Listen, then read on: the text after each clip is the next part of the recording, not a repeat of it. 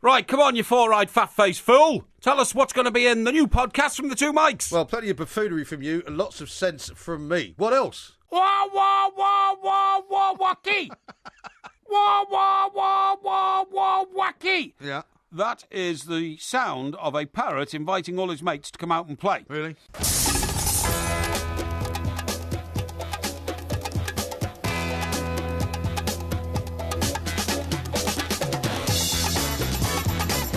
Good morning, I'm Mike Graham, he's Mike Parry, you're listening to the two mics on talkSPORT. Ross Barkley, where did it all go wrong? Everton don't want him, Spurs don't want to pay 50 million for him. Isn't it time he admitted to himself that he's not destined to be a top four player and moved off down the table? Of course, Everton expert Mr Mike Parry will give us his view. Meanwhile, Crystal Palace could have their first foreign manager in Frank de Boer, and Southampton are chasing Maurizio Pellegrino. Does anyone know anything about this guy, and why does he want to come to the Premier League? And why does the Premier League want him? 08717 22 3344. Coming up later in the show, royal author Andrew Morton is joining us, and it's Porky Quiz Day as well. Specialist subject being George Best. I'm predicting 2 out of 10. You're listening to the two mics with me, Mike Graham, and Mike Parry on talkSPORT.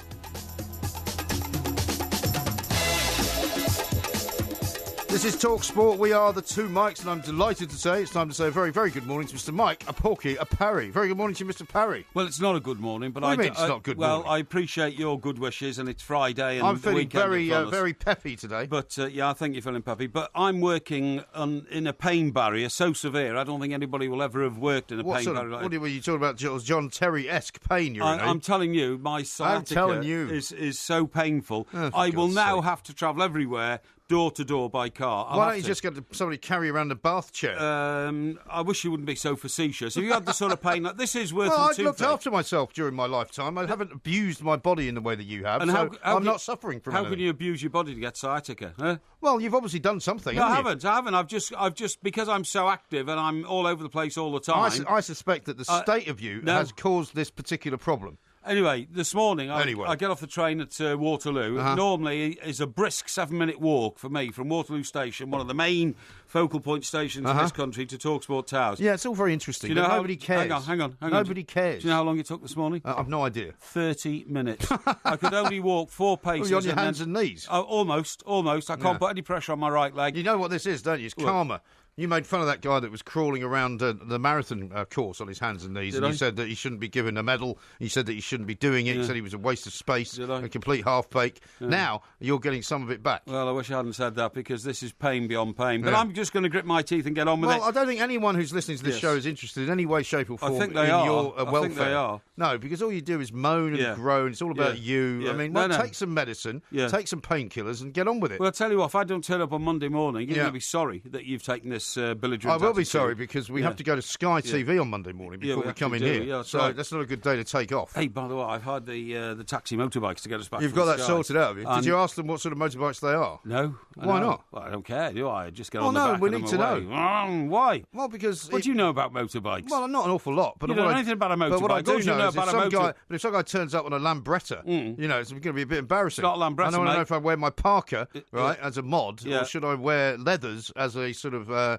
rocker? If you got on the back of a Lambretta, you would crush the seat, you'd crush the wheel, you'd crush the suspension. I don't think so. No, they're big bikes with big seats on the back. You sure? Been rolling through London. Yeah, right. But anyway, enough of that. Now then, Ross Barkley. Yes. Very frustrated with the young man. Yeah. I saw his debut against QPR at Goodison. How long ago was that? 5 years ago, I think. Or I'll be corrected on that. But it was day one, home game against QPR.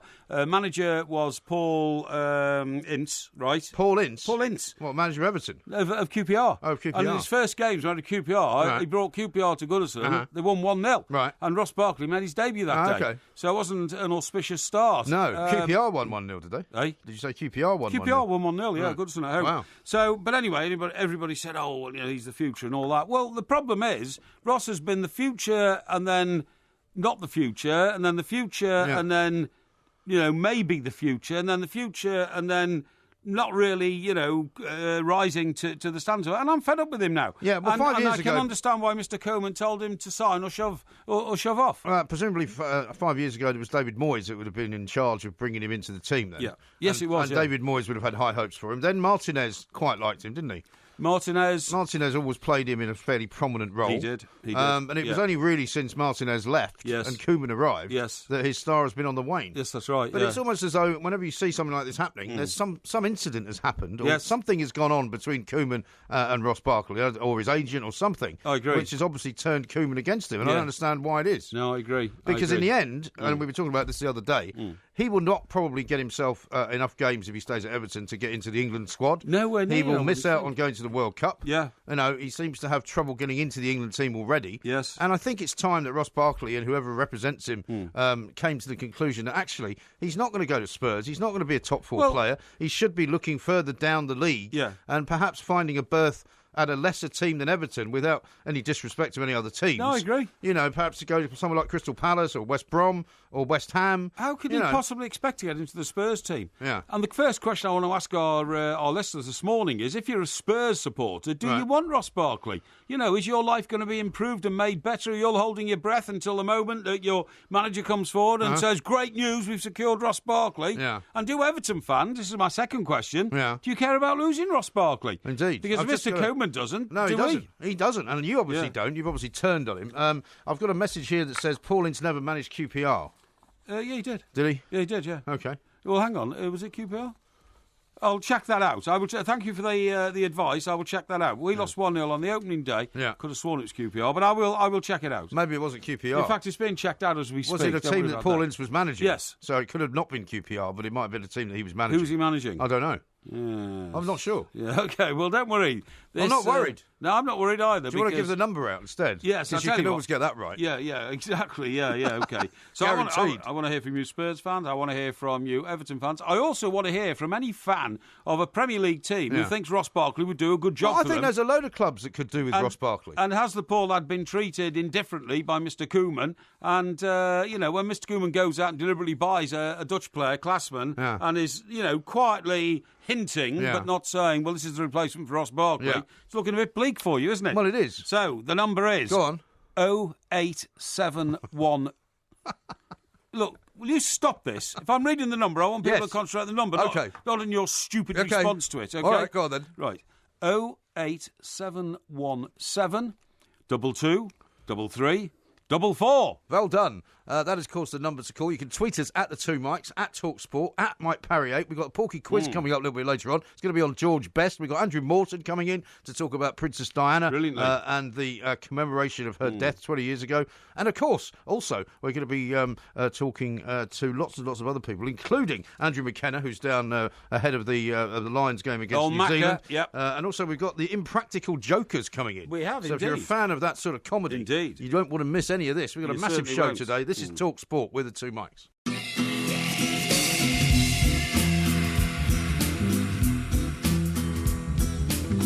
OK, folks, this is, of course, the two Mikes. We are, of course, on talkSPORT, and we are delighted to say we are with Wix. Now, save 35% on selected lawnmowers, like, for instance, the Flymo 37cm electric lawnmower. It was £79.99. It is now only £49.99.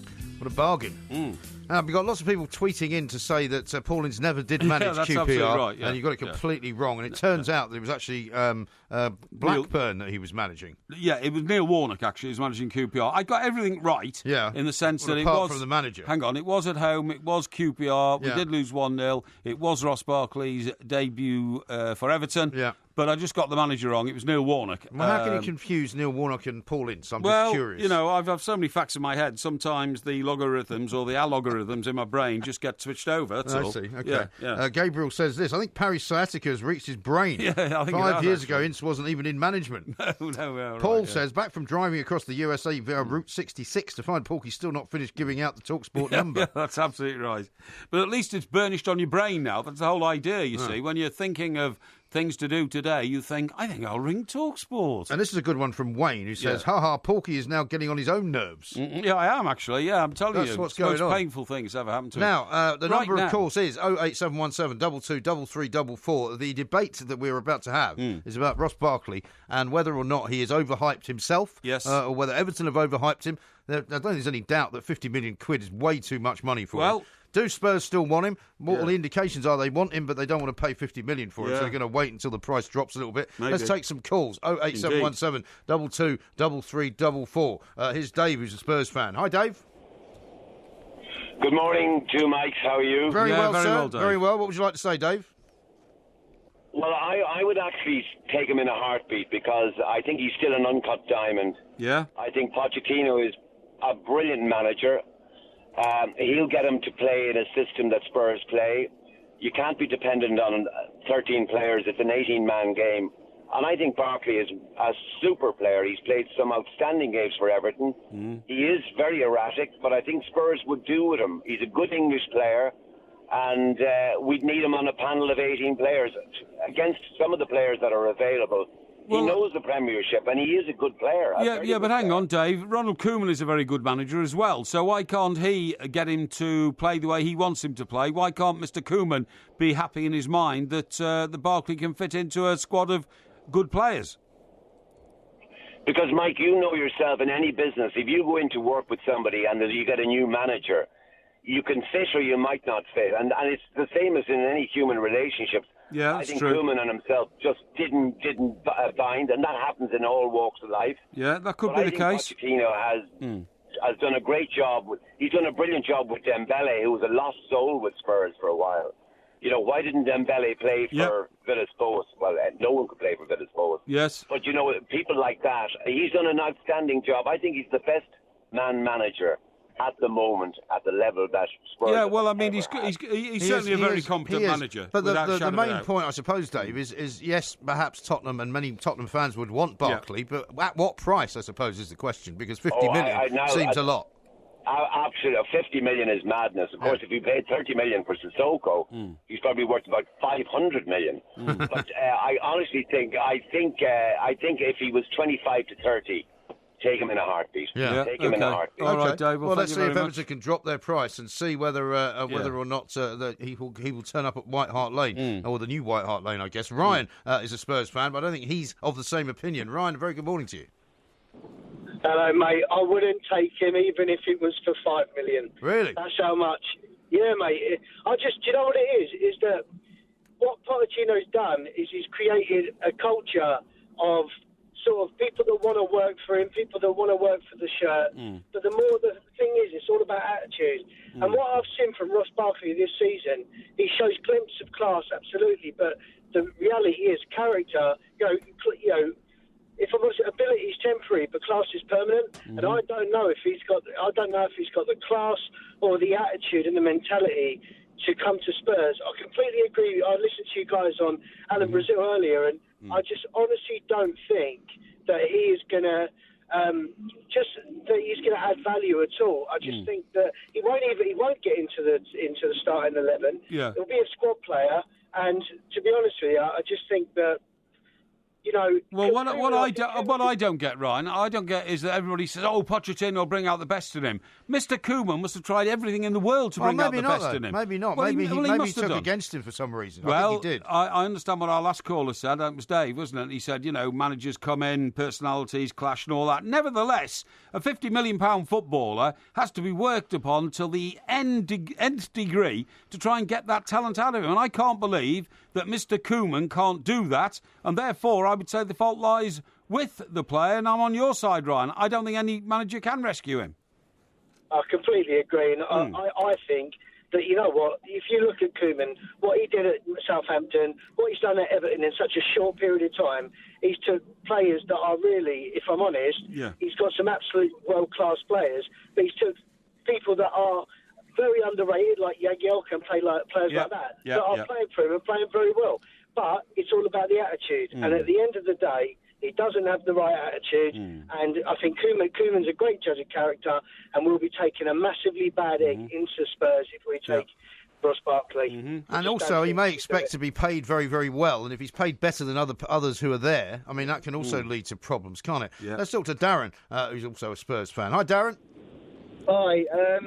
I agree with Dave earlier, to be honest. I think he could fit into the Spurs side. I think he's a similar player to Dembele. But the issue with the transfer fee, I think it's Everton's devalued him. I think he could be worth 50 million if Koeman hadn't done the shenanigans he'd done with him this season. And I know it's his management style, Mike, and you're an Everton fan, I'm not. You know more about Koeman than I do, and I'll talk to you about Pochettino. But, you know, it was reported in the press about the sort of discipline and the way that he was dealing with him. And, yeah, you know, football is about man management. A lot of successful managers pick out the way to deal with certain players. And it could be a fact that he's more settled he might be more settled at Spurs than he would be at Everton with what's happened. But he won't be if he goes to Spurs. He won't be an immediate fixture in the team, will he? He's not going to be an instant success. We don't know. I mean, you don't know what can happen. Dembele's injury prone. I'm saying Dembele because I liken the two. I think they're very similar players. I think that they make those driving runs from midfield. They've got a shot on them. He's got a bit of skill. He can turn away from a man. He can beat a man. And he's a young English player. And Mike, you're talking about him having to go down the league. Yeah. I sort of see where you're coming from, but I think he's a talent, and I think he really needs to be pushed on.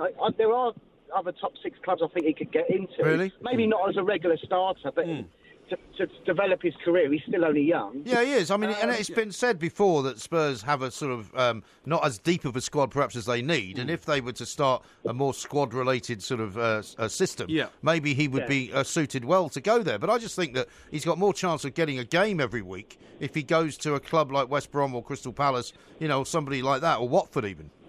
Yeah, no, that's a fair point. That is a fair point. I see where you're coming from there, and then he might develop over time. Yeah. No player should go to a club, by the way, unless he, in this sort of scenario, £50 million, unless he thinks he's going to be a regular starter. But this is going to be the next thing I was going to say, Mike. I'm wondering if there's, you know how they say players talk to each other. I'm wondering if Barkley has been spoken to by some Spurs players when they've been on England duty. Oh, it always happens. If he has it always happens. That is a major tapping up arena, the dressing room of England players when they're training before an international. Yeah, it may well be the case. Darren, listen, we've got to run. Thank you very much indeed. Lots of good calls still to take. Yes. 08717 223344. Chris has tweeted in. He says, "Can you tell Porky we aren't idiots? We're perfectly capable of taking in a number read at the normal speed." And Roger says, "No, it's too fast." The same goes for John Stones. Neither has kicked on as they should. We had about 15 world-class players, according to Roberto Martinez, yet finished 11th. Yeah. #plank. Well, it happens to a lot of players who come out of what you would say middle-ranked Premier League teams, think the world is a better place, and they don't get anywhere. Yeah. Manchester City is a graveyard for a lot of young men who thought that they were better than they were. Interestingly enough, a lot of them, and I don't mean any disrespect to you personally here, a lot of these no-hopers have come out of Everton. Some of them have. A lot of them have. Some of them have. Loads of them. No. Yeah, I can name about 5. No, you can't. This is talkSPORT.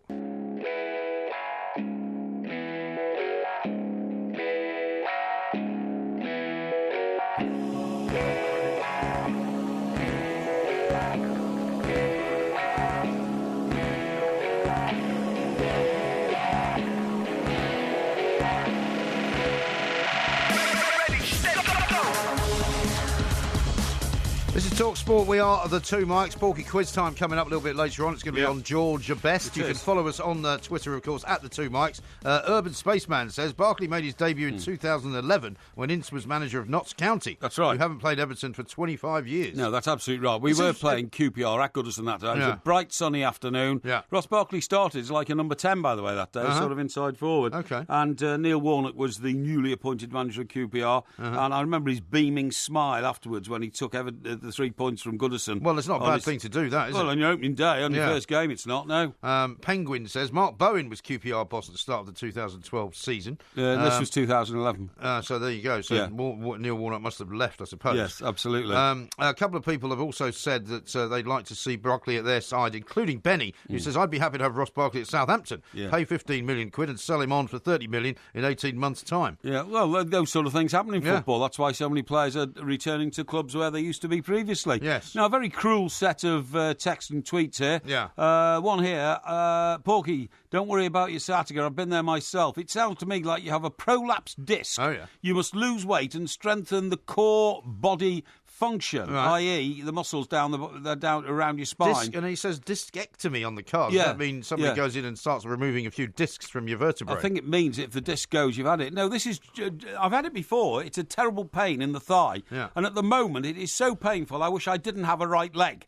It is that painful. Really? It's worse than toothache. Is it? And I've had it before, and you just have to wait until it works itself out down your leg and then out of your body. Are you going to go on about this for the rest of the show? No, I'm not going to mention it again, but people have very kindly contacted me. Yeah, actually, I've got a guy called Steve who sent a message on Facebook to tell you about an exercise he wants you to try. So I'll tell you about that in a minute. Oh, okay, yeah. But we're going to take a few more calls now because there's a couple of Everton fans we need to talk to. Yeah. Steve being the first one. 08717 22 3344. Steve, very good morning to you.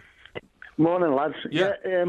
Well, I'm going to say this with every heart. I just think for Ross's career and for Everton Football Club, I just think it's best if he moved on. Yes. He was so badly mismanaged by two people. One was Hodgson and the other one was Martinez. You had Martinez telling him he was the greatest player in the world. Yeah. And we had Hodgson that if he put a straight pass playing for England, he came down on him like a ton of bricks. Yeah, he did, yeah. I just compare you. Ross tries too hard for Everton because he's an Evertonian. Yeah. Compare him with Tom Davis. You stick a blue shirt on Tom Davis, he grows by 10 foot. If you stick a blue shirt on Ross Barkley, unfortunately he shrinks by 10 foot. Yeah. Because of the expectations you're right. And placed Steve, on his shoulders. Steve, without being unkind, Tom Davis has clearly got a head on his shoulders, if you see what I mean. Apart from being a footballer, he knows how the world works, and he's a very bright and intelligent lad. Now, I'm not saying that Ross isn't. Ross Barkley's not. No, I'm not. But what I'm saying is Ross doesn't have the ability that Tom has to maybe step back a couple of steps and see where the world is, where it's going, what he should be doing in it, and perhaps somebody should be tutoring him in, the finer arts of how to mould himself into a mindset where he can get those things done. You're probably right, but if Tom Davis was being coached now by Martinez would be telling him what a fantastic world beater he is, but he doesn't need at this time in his development, that's what happens to Ross. Ross is a great player, don't get me wrong, but he's standing still at Everton. Yeah. And if he moved on to whatever club he moved on to, I wish him all the best, and I hope he's a success, because he is a good player. Do you think, Steve, that Everton should lower the price, though? Because I think the price is the problem. I don't think people want to pay $50 million. Well, why should they? Why should Everton? Liverpool have just paid, $35 million for a fella that was a flop, just only playing for Chelsea. Yeah. This is the going rate. Mm-hmm. So, no, I don't see. If Everton have got to go and pay $60 million for Sigurdsson, why shouldn't they charge $50 million for Ross Barkley? Well, because I'm not saying they shouldn't charge that, but I'm saying they might not be able to shift him at that price. And if it is, as you say, important to get rid of him, then they'd have to drop the price. It's not important for me. It's important for Everton Football Club and for Ross himself. Yeah. Which I think if he moved on. And he may have to take a drop down to a West Brom or a Stoke or a Crystal Palace. That could do him the world of good. Yeah, it could do. I think you're right, Steve. I think Martinez used to keep calling him the best young footballer in the world and all that kind of stuff. You start to believe your own publicity. You do, don't you? And I mean, when you're as young as that and you're getting paid that kind of money, you don't really need much help in inflating your head even further. That's right. Let's talk to Richard, who's also an Everton fan. Hi, Richard. Morning, fellas. You okay? Yeah, very Rich, well. Very good, What do you want to say, Richard? Good. Mr. Parry, nothing but a ton of respect for you, sir, as a fellow Blue. Thank you. The one thing is, the last time I came on the show was a couple of months ago, and I mentioned that I felt that Ross Barkley wasn't good enough to take Everton to the next level. Right. I mentioned that I felt he wouldn't get into any side above us. Yes. And you absolutely shot me down in flames. Did I? And then, yeah, well, you see, that was then. That sounds about right. Yeah.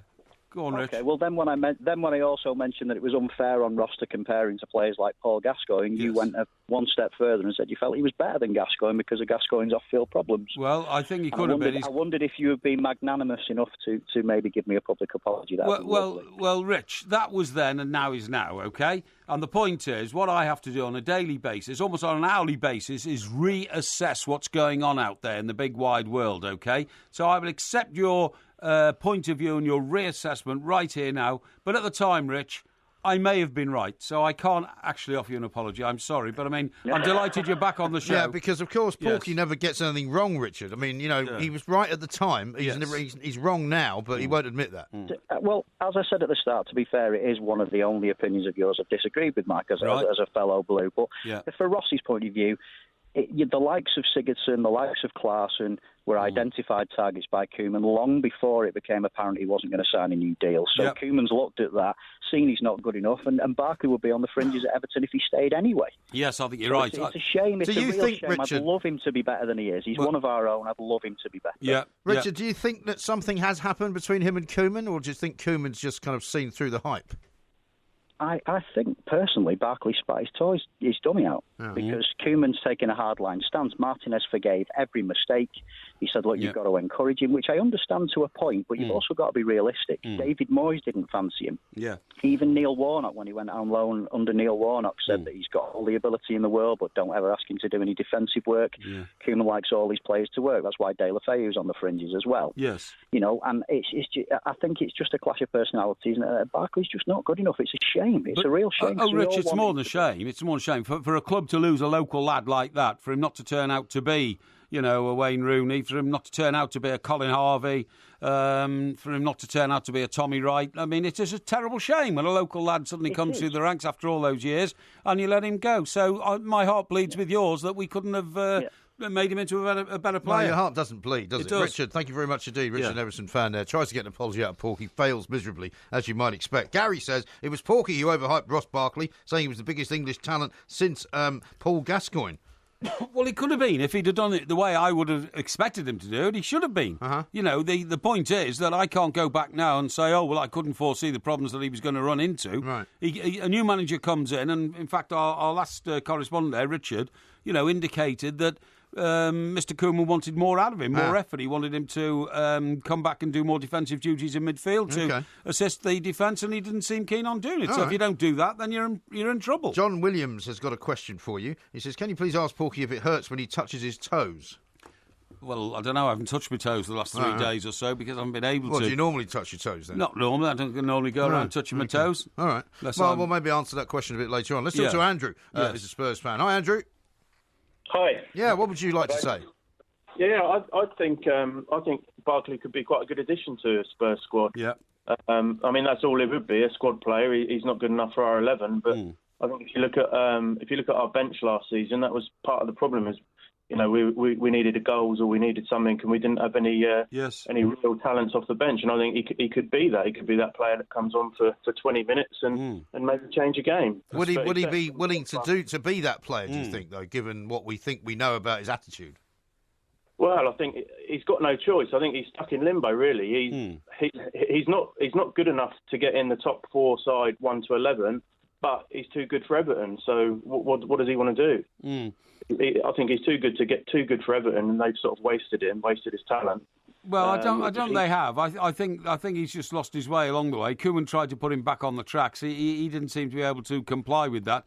But I have to agree with my colleague here, Andy, MG. No player's going to go to a club who says, "Oh, we're bringing you on as a squad player for 35 million quid." No problem at all. You wouldn't do it. You don't tell him that. You sell him the club. You show him the training ground, the new stadium, and he may be for a year a squad player, and he may take over. We definitely need cover for Ericsson, and Ericsson can't play we got the Champions League, League Cup, FA Cup. He'll play games. Yes. Well, you might. Yeah, but Andrew, the problem is if you know that a guy who has sort of previously not got along with his manager because he was dropped, if you want to really bring that guy into a club on the basis that 1, you're deceiving him, and 2, you're then going to not play him. What do you think his attitude's going to be? It's not going to get any better, is it?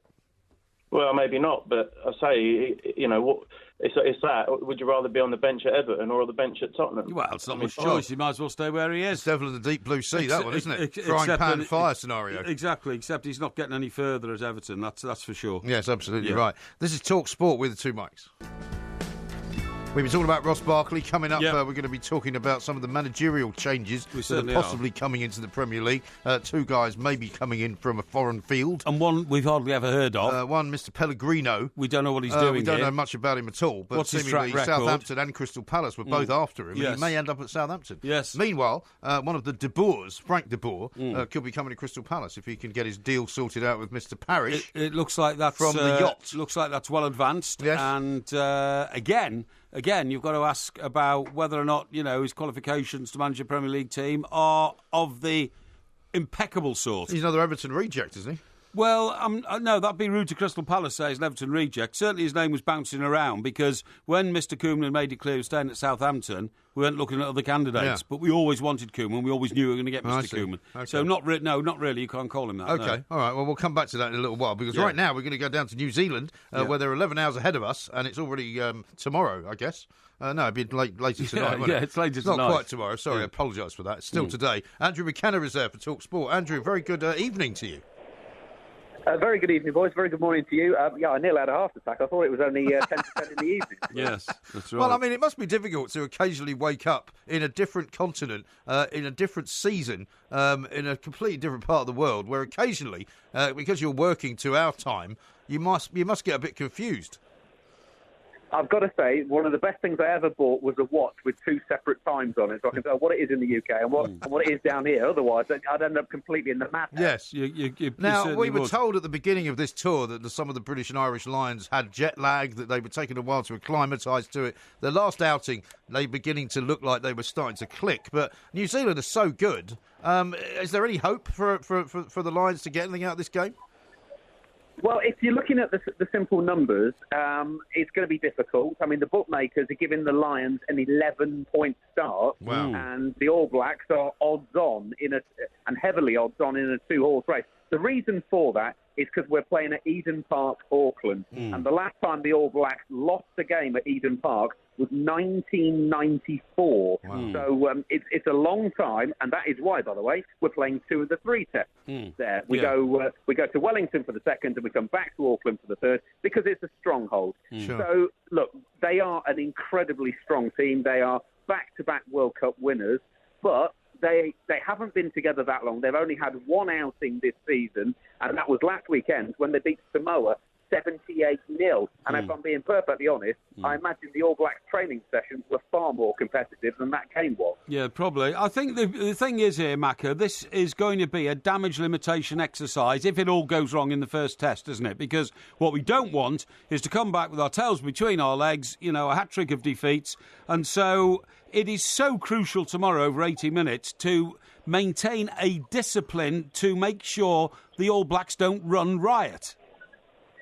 Discipline is an absolutely key word. The Lions have had their issues with the amount of penalties they've given away in the tour matches so far. We saw a big improvement in the game against the Chiefs. They've got to keep that going. Now, the referee for the game is a South African by the name of Jaco Piper. Now,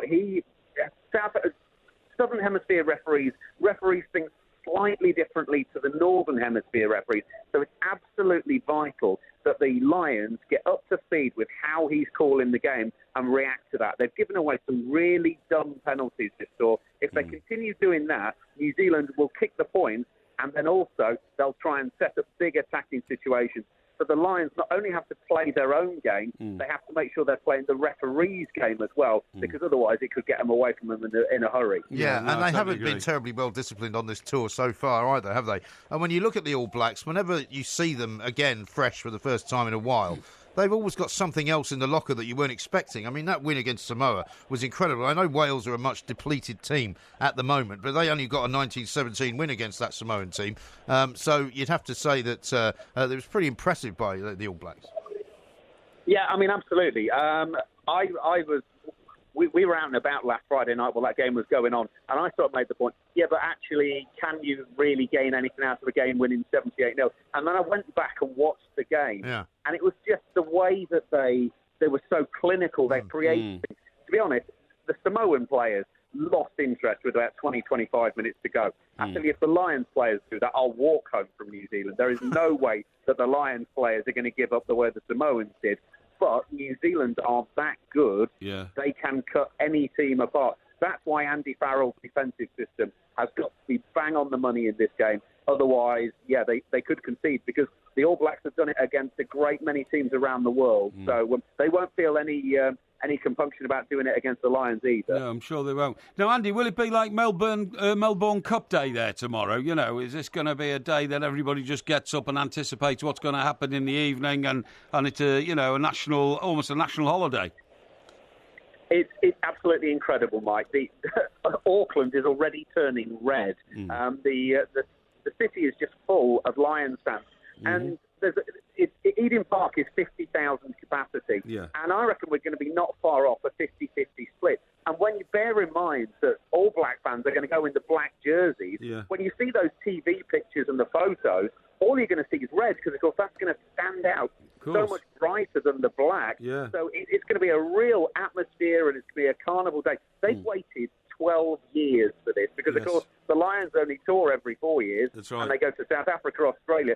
So this is almost a once-in-a-career for the New Zealand players, and therefore the fans feel exactly the same way. They have been waiting so long for this to have another crack at the Lions that, they can't wait to get this going. I bet they can't. It's going to be great. It's live on talkSPORT, of course, tomorrow morning. Kick-off is at 8:35. Andrew, thank you very much indeed. Andrew McKenna there reporting to us live from Auckland in New Zealand. Eden Park, quite a stronghold, as you might expect. Well, absolutely. You'll be watching the game in the morning, I presume, listening to the talkSPORT commentary. I'll be here. I'll be in these studios. You'll be here, because we've got the warm-up, haven't we? It's 11 o'clock. So I'll be here preparing for that and listening to the game on the splendid commentary. It's on my... I hate the word bucket list. You know, people say, what's on your bucket list? You know, things you've got to do in life. Well, you might want to start updating that pretty soon, the way you're falling apart with such speed. That's right. Yeah. Well, you're not wrong. Frozen shoulder. Yeah, frozen shoulder, sciatica. 1/3 of my heart. 1/3 of your heart works. It's a worry. But anyway, I was going to say is the one country which I would like to go and have a look at is New Zealand. Is it? And I will definitely do that in the next 2 years. Really? Yeah, because I think it's fantastic. When I first went to Australia, I couldn't believe that they built such a brilliant country on exactly the opposite side of the earth to us. You know what I mean? How did they do it? Well, because the enterprise needed to do it, and it all started off with criminals being dumped on their shores and all that kind of stuff. It's brilliant, and but I mean, it's on the Earth. It's not as if it's in another planet, is it? New Zealand, is become the home for very wealthy people who are now getting a doomsday scenario about the world will end, but not in the way we used to think it would, in nuclear conflagration. Oh. It'll end because of terrorist warfare around the world. Okay. So all these very wealthy people from America and the Middle East and all that. It's a nice cheery message for the weekend. Well, exactly. They've gone and bought huge farms in New Zealand which they believe is the most peaceful country on earth. Yeah, I'm sure there's something about that. Yeah, well, a lot of Scottish people there as well. Yeah, there are. Which makes it even more amazing that it's so peaceful. It does, yeah. This is talkSPORT.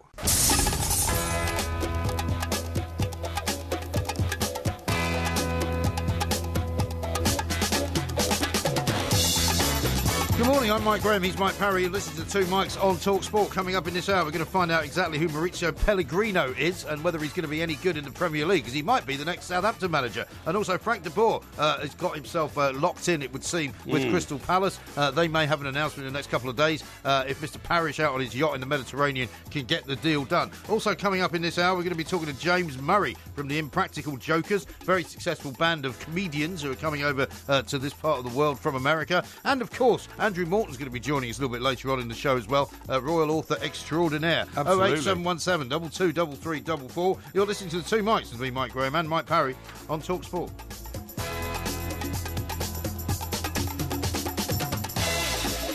Now, I've got this description of what you should do. Now, I don't know whether you want to do it at this moment in time, because you may find it a little bit more arduous because of the pain that you're going through. But you've been banging on about this sciatica problem that you've got. Now, according to Steve, who sent this to us via Facebook, he says that he ended up suffering for years and eventually went to see Rob Jenkins, who was the old West Ham physio, after the pain got too bad. You may or may not remember him. And he gave him an exercise to do. Yes. And he says, you should try it. Okay. It involves lying on your front. Right. Face down. Right. Okay, on a I'm flat not going to do surface. that here on our studio floor. Why? Well, because, it's not really the greatest surface. Are you suggesting that it's not perhaps as hygienic as you'd like it to be? No, it's thoroughly cleaned every day and all that. But, I'm not going to do that in the middle of the studio. Well, you can do it when you get home, okay? Yes. You lie down, face down on a flat surface, then raise the affected leg upwards behind you. Right, so that'll be your right leg. Yeah, I've got it, A couple of inches. Yes. And then hold that position for 10 to 20 seconds. Okay. It's a bit like doing the plank. Yeah, okay, You know what that's like. Yes. It says, or however long it's comfortable.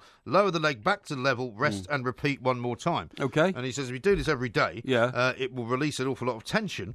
But he says you may need some assistance holding the leg up as it is not a natural position. So maybe you get the housekeeper, Mrs. Mop, to hold your leg up for you. Or maybe I could have a block that I can just rest my leg on to keep it up. You see what I mean? No, that's not the point. No, the point is to hold it, you see. I see, because if you rest it on stretch something... the nerve. Yeah, if you rest it on something, that's not going to have the same effect. So you actually need to physically try and hold it. Okay, well, I'll say thank you very much to Rob for that suggestion. Steve, what was his name? Steve. Yeah, Steve, thank you very much. That's very good Rob of you. Jenkins was the West Ham physio. He certainly was, yeah, what a good man. You know him, do you? I know loads of physios, but every physio I go to almost invariably tells me it's not easy to cure, sciatica through physio because the nerve, the sciatic nerve, is so deeply buried into the flesh of your body. Yeah, well, certainly a lot of people seem to say that they've suffered from it. Yeah. And nobody has yet given the sort of definitive cure. Well, there isn't a definitive cure. Now, look at the managerial situation in Germany, in Spain, in Italy, right? In Germany, 11 managers in the Bundesliga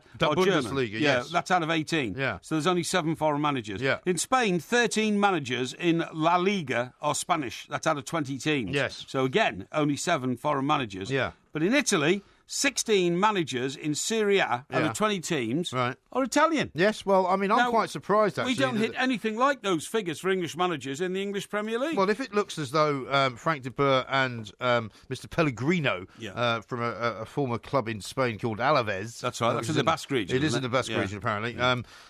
If they both join the Premier League, there's only going to be 6 English managers. Yeah, so it's actually role reversal, isn't it? It's absolutely so the smallest role number of people are actually homegrown. Yeah, when you step back and look at that as a European sort of indicator of where the managers are coming from, where the coaches are coming from, they're certainly not coming from England, are they? Well, they didn't seem to be. Or from Great Britain. But is that not really a function of the fact that all the money for managers is here? Not all the money, obviously, because if you're the manager of Barcelona or Real Madrid, you're going to get paid pretty well, or Bayern Munich. But, as a general rule, the Crystal Palace equivalent in the Bundesliga is not going to pay you anything like the money you're going to get at Crystal Palace. No, that's right. I totally agree. But wouldn't you like it if, think of Mr. Conte now, who's come over here. He's Italian, isn't he? He is Conte. indeed, yeah. And he's one. Now imagine if Glenn Hoddle, for instance, was manager of Barcelona and they just won the Spanish league, La Liga, as Terry Venables did many years ago, right? And Bobby Robson went there as well, didn't he? Yeah, but he only won the European Cup Winners' Cup with Barcelona. He didn't actually win La Liga. Yeah. And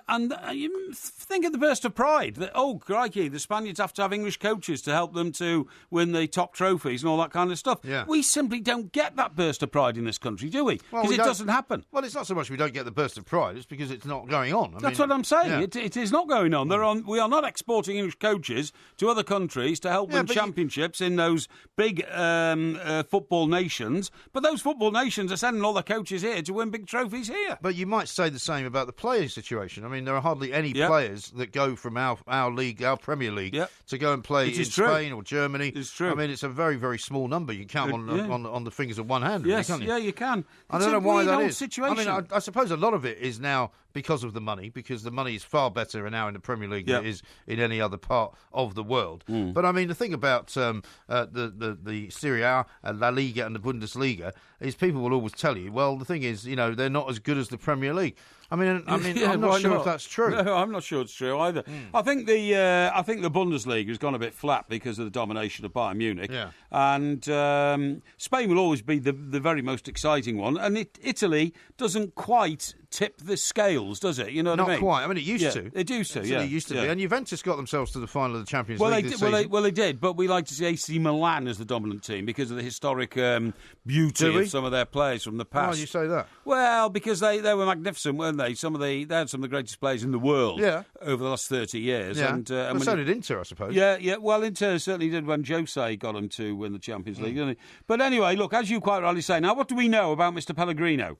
I'd like to know more about this guy because apparently, according to a tweet that I've got here, he's good friends with Maurizio Pochettino. So does that make him a great coach, then? Not necessarily, but what I'm saying is the person who sent that tweet in, which I can't just find at the moment, is suggesting that they hope that means that he is as good a coach. So here you go, from Benny. He says, it's not what you know, it's who you know. Hopefully he is as good. Yeah. Because Maurizio Pochettino, of course, started off at Southampton as well. Yeah. And so they've obviously got some kind of a line into some of these clubs in Spain. Sure. But what I don't know, when I first heard of this guy last weekend, Maurizio Pellegrino. See, somebody's put down Manuel Pellegrino here, which is why people get confused. It's Manuel Pellegrini, who was the ex-Manchester City coach, who's, of course, from Chile. That's right. Originally. Exactly. But the bottom line is, I don't know about this guy, Pellegrino, and I don't think anybody does. Yeah. And I don't know why he's suddenly in the frame. No, I don't. He took Alves to the Copa del Rey final last season. They lost 3-1 to Barcelona. But so that's his managerial career. Yeah. People say, he had an outstanding well, he played for Liverpool, didn't he? Apparently he did. He played for Rafa Benitez. And he's a two-time Champions League finalist, one of them with Liverpool. Yeah. He's a UEFA Cup winner, but that doesn't matter. That's all about his playing days. Yeah. Now, it's exactly the same with our French candidate, Mr. De Boer. He's not French. Sorry, Dutch. Our Dutch candidate, Mr. De Boer. Sorry about that. Yeah, they're very close to each other. And France and Holland. Eh? What, France and Holland? France and Holland border each other. Uh-huh. You know that, don't you? What about Belgium? Belgium also borders Holland. Yeah. Yes, that's right. Yeah, okay. Carry on. And in fact, it also borders France. That's why they... Belgium does? Yes. Or Holland? Belgium. Right. Because what happened was, when in the First World War, when they built the Maginot Line to defend the French borders from Germany, what happened was the Germans got there and said... there's a fortification here called the Maginot Line. Yeah. Where does it end? And they said, well, it ends where the French border ends because Belgium didn't want to build it. Yes. So they said, well, look, I'll tell you what we'll do. We'll go to the end, walk round it, just go into Belgium a bit and then come out and walk into France. How about that? And they said, yeah, good idea. Okay. So the Maginot Line, in fact, was useless. Really? Yes. Okay. Yeah. What do you want to say about Frank de Boer? Frank de Boer, what I'm saying is his latest appointment, was that he was sacked on November the 1st, having been in charge for only 85 days. Yes. At his previous club. 4 defeats in the last 5 Serie A matches.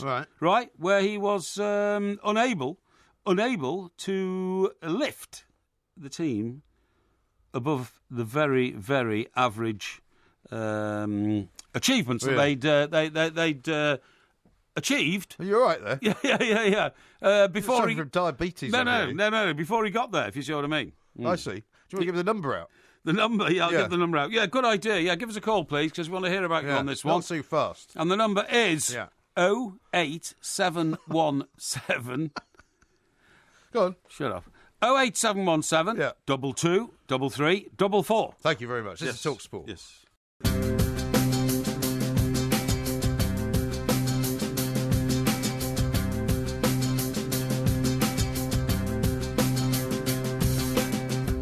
Right, here we go. Now then, of course, you're listening to the Two Mics. We're on talkSPORT and we are with Wix. Save 35% on selected lawnmowers, like the Flymo 37cm electric lawnmower. It was £79.99. It is now £49.99.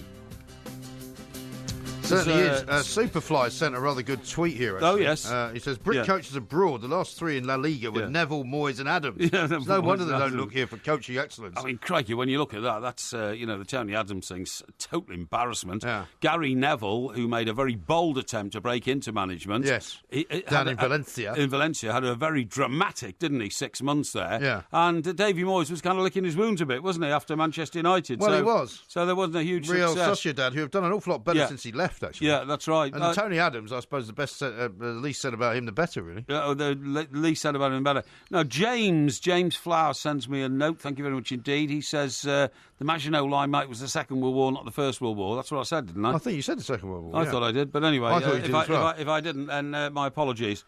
Because the First World War wasn't all about invasions; it was about battlefields. Yes, sorry. Well, it was about the assassination of Franz Ferdinand. Well, it was, but then it was just millions of guys digging trenches in fields all over France, Belgium, and bits of Germany, and just staying there for like 4 years. Well, not just staying there. I mean, there was an element of slaughter. Oh, there was a huge element of slaughter. It was the most horrendous blinking war. Yeah. And when Peaky Blinders comes back, just remember, old Tommy what's his surname? Tommy? Yeah, Tommy, the main character. Lead character, Tommy Shelford, is it?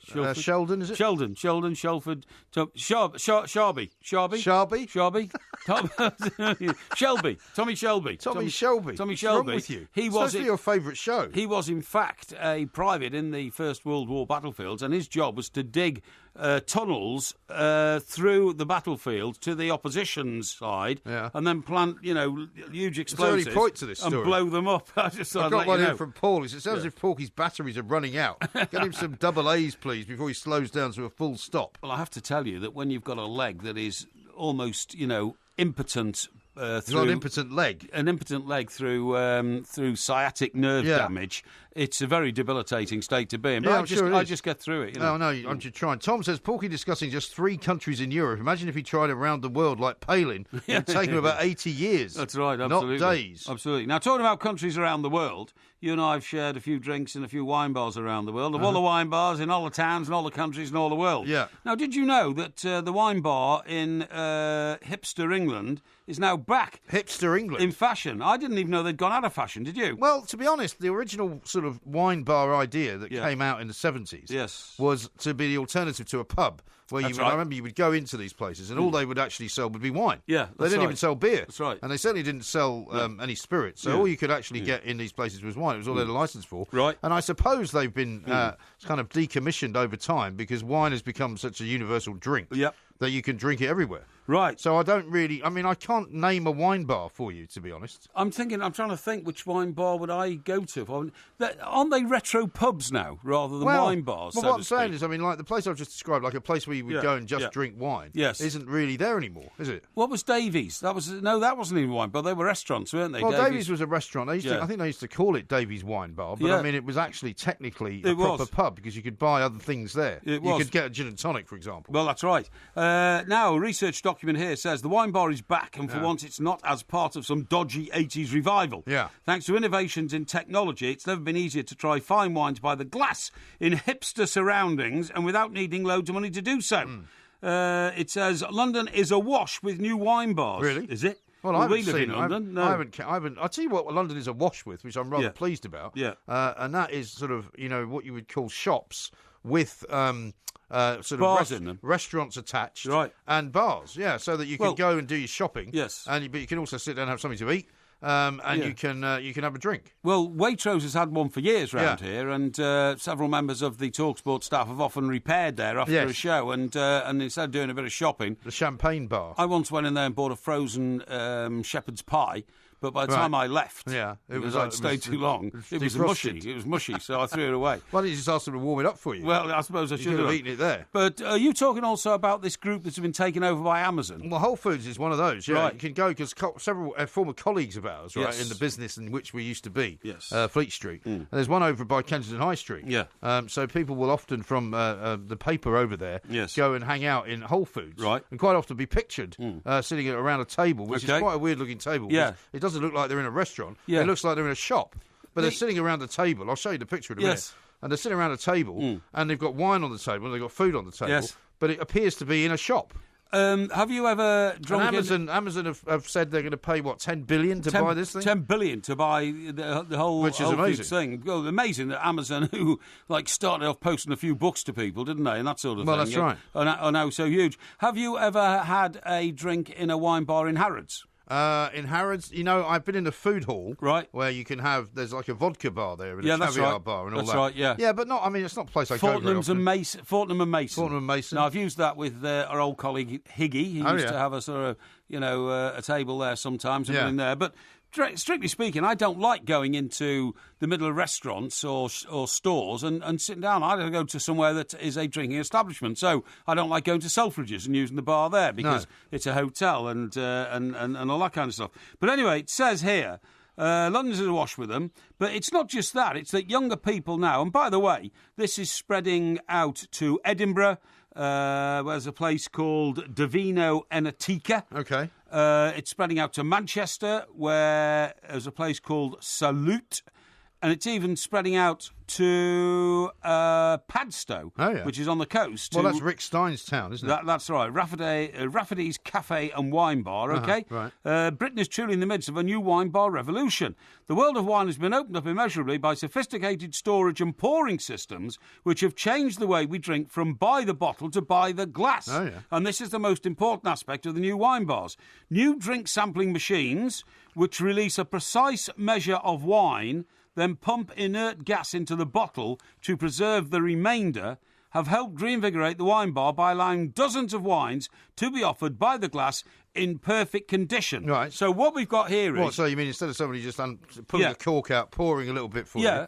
They're on measures. Right. What do you call them? The Optics. Optics, right? Yeah. Now, you will have been to loads of bars in Scotland that have got maybe, 60 bottles of whiskey behind the bar or something like that. I certainly have. Well, these are the equivalent. And what happens is, I'll show you this picture. You've seen the time, by the way. They don't hang upside down like optics. They stand up straight in plastic tubes. I see. You point to one of 50 wines and you say, I'll have a large glass of that, please. Okay. And you just get it straight out. And then the space in the bottle is then filled with inert gas to preserve the quality of that wine in case it's another 12 hours before somebody else asks for a glass. Do you see? All right. Do you see the revolutions going on? We may have to go and visit one of these places. We certainly will. All right. But right now, we haven't got time for that. Okay. Because we've got some guests appearing very, very shortly. Brilliant. This is talkSPORT. Good.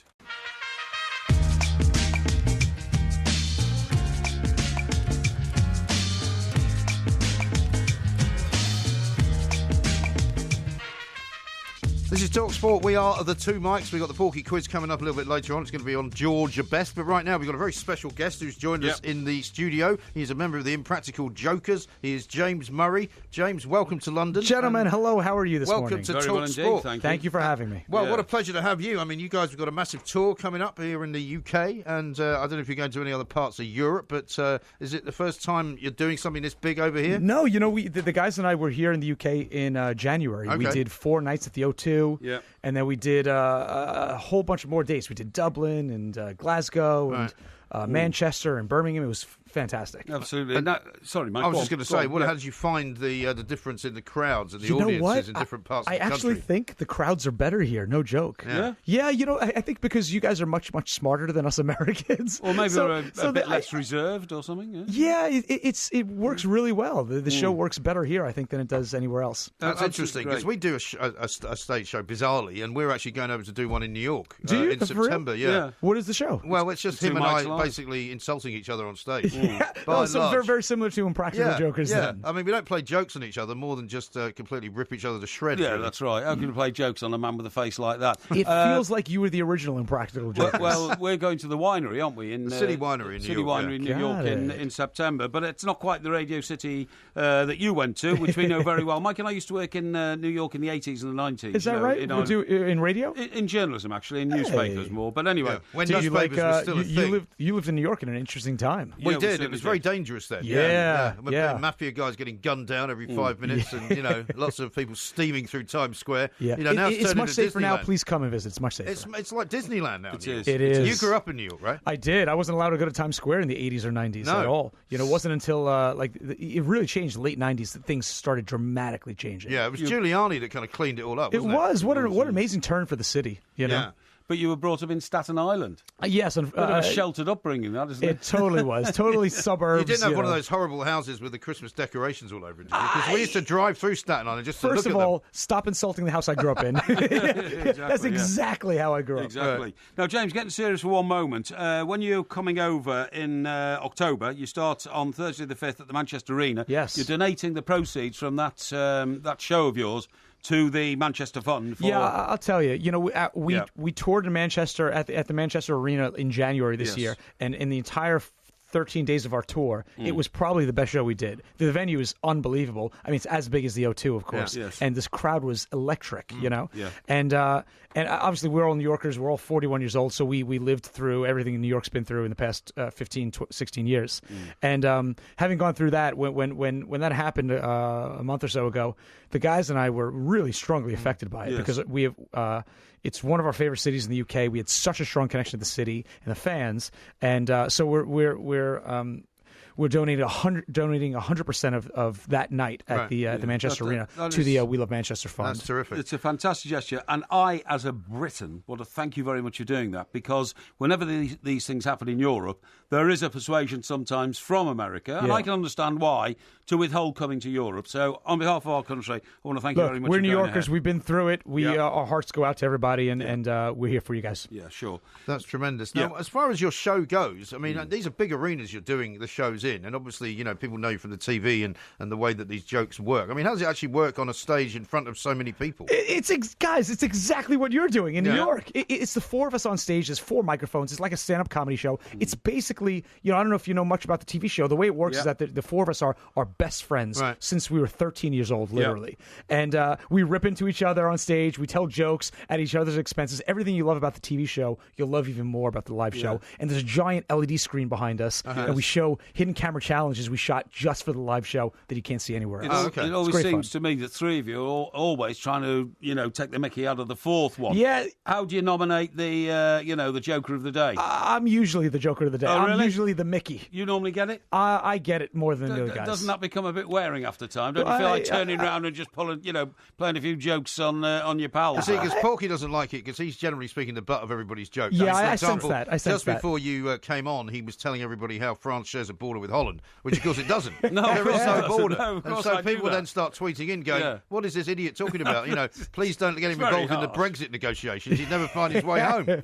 We all know France shares a border with Sweden. Yes, exactly right. Of course we do. Well, I mean, in America, that's what they teach people, isn't it? I mean, in America, nobody knows where anywhere else in the world is. We filmed an episode here in London, We filmed an episode last year, and it aired just recently in the UK. And it was amazing how much smarter you guys are than we are. Like, in America, we're usually smarter than the person we go up to. It's a hidden camera show, right? In this country, it was the exact opposite. People kept calling us out on our BS the whole time. It made for a great, fun dynamic. Well, I'll tell you what, Guy's tweeted already, calling himself the Power. He says, can you please ask James what he thought when his co-stars threw him out of a plane? Yeah, and he says, I bet you'd like to do this to Porky, which I would actually. That's very harsh. So do tell us. People are like, you went skydiving. I was like, I didn't go skydiving. I got thrown out of an airplane.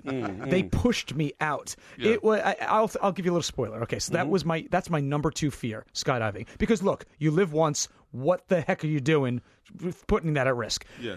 My first fear you will see on this upcoming season of Impractical Jokers in the UK, which starts on Comedy Central, I think, August 21st. Okay. This season, my number 1 fear gets exploited, and it involves sharks. Oh, dear. If I ever saw a shark skydiving next to me, I would lose my mind. I'd soil myself. And, I mean, is there anything that you wouldn't do, though, on that basis? Because presumably you'll be doing this for a few years now. I assume when the show eventually gets cancelled many years from now, I assume it'll end with one of us dying. Yes. I was going to say. I mean, it's a great punishment. They've gone too far. It's a great final forfeit. Well, certainly a natural ending to a great relationship. Do you sometimes, when you meet your audience, because it happens to Mike and I on a much smaller scale than you, and they keep telling him, stop offending your friend, stop taking the mickey out of your friend, stop being nasty to him? Do they think that you guys are actually doing this when you're not performing? Yeah, that's the charm of the show. That's why guys. That's why people listen to you, right? They love that chemistry between you guys. Absolutely. It's real. It's clearly real. Right. And by the way, you guys can't see what I'm saying, but these are lovely gentlemen. They look. Well, they're I friends. think one of the things about radio that we find as well is that you can't really fake stuff. If you try and fake a personality, which some people on radio do, we're not going to name any names, obviously, because that would be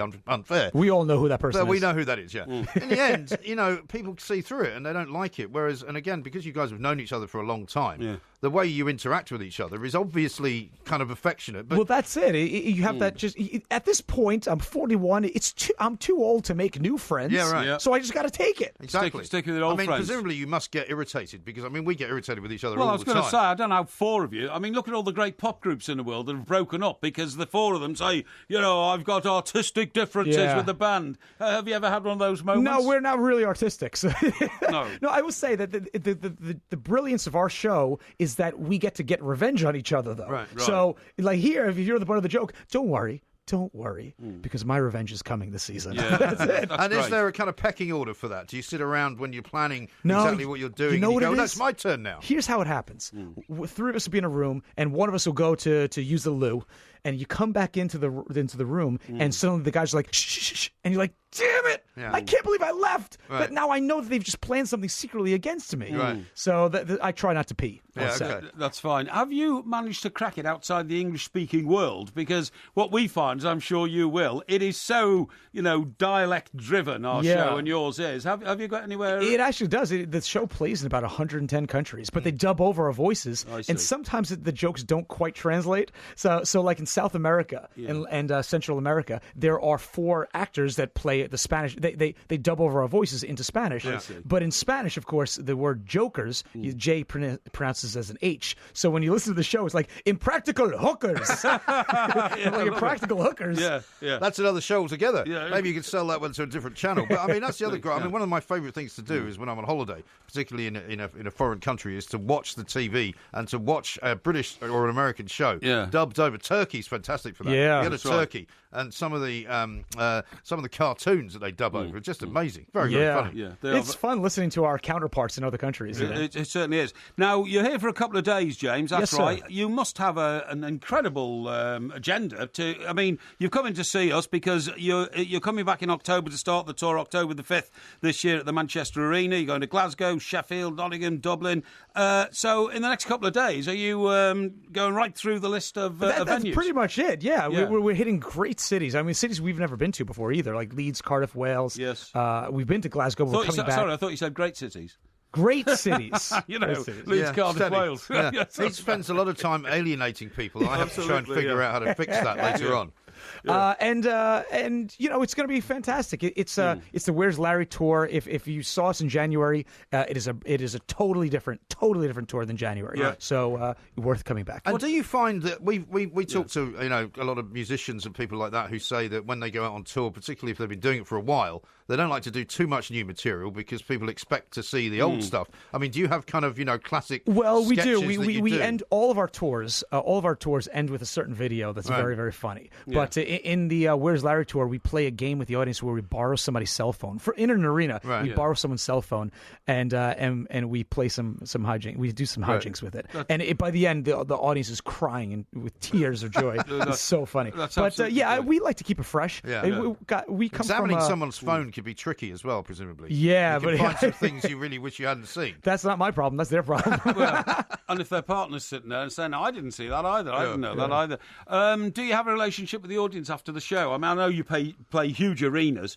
Mike and I play small arenas, but we always like to get together with a few people after the show. And like for a pint? Yeah, exactly. Yeah, a few drinks. And, you get a sounding for what it's all about. The first round's on me. Let's go. That's it. Absolutely. If you're coming to the O2, I'll take you out afterward. That'd be fantastic. I thought you were going to ask if I was in a relationship. We'll take you out. That's great. Yep. Well, listen, hasn't it been fantastic to get up close to the Impractical Jokers? Yeah, gentlemen, you have to let me know when you're in New York. I will come out to see you. We'd love to. Well, that's great. We're there September 16th, actually. September 16th. I'm there. All right. Well, that's brilliant. That'd be brilliant. It really is. Honestly, it'd be brilliant. Fantastic. We'll see you there. Well, listen, thank you very much. I mean, is there a place people can we point people in the direction of where to get tickets? Go to impracticaljokers.com or thetenderloins.com. That's our comedy troupe. To see our UK tour dates, October 5th through the 15th. We hope to see you guys there. James, thank you very much indeed. Thank you very much brilliant indeed. Stuff. We are the Two Mikes. More coming up.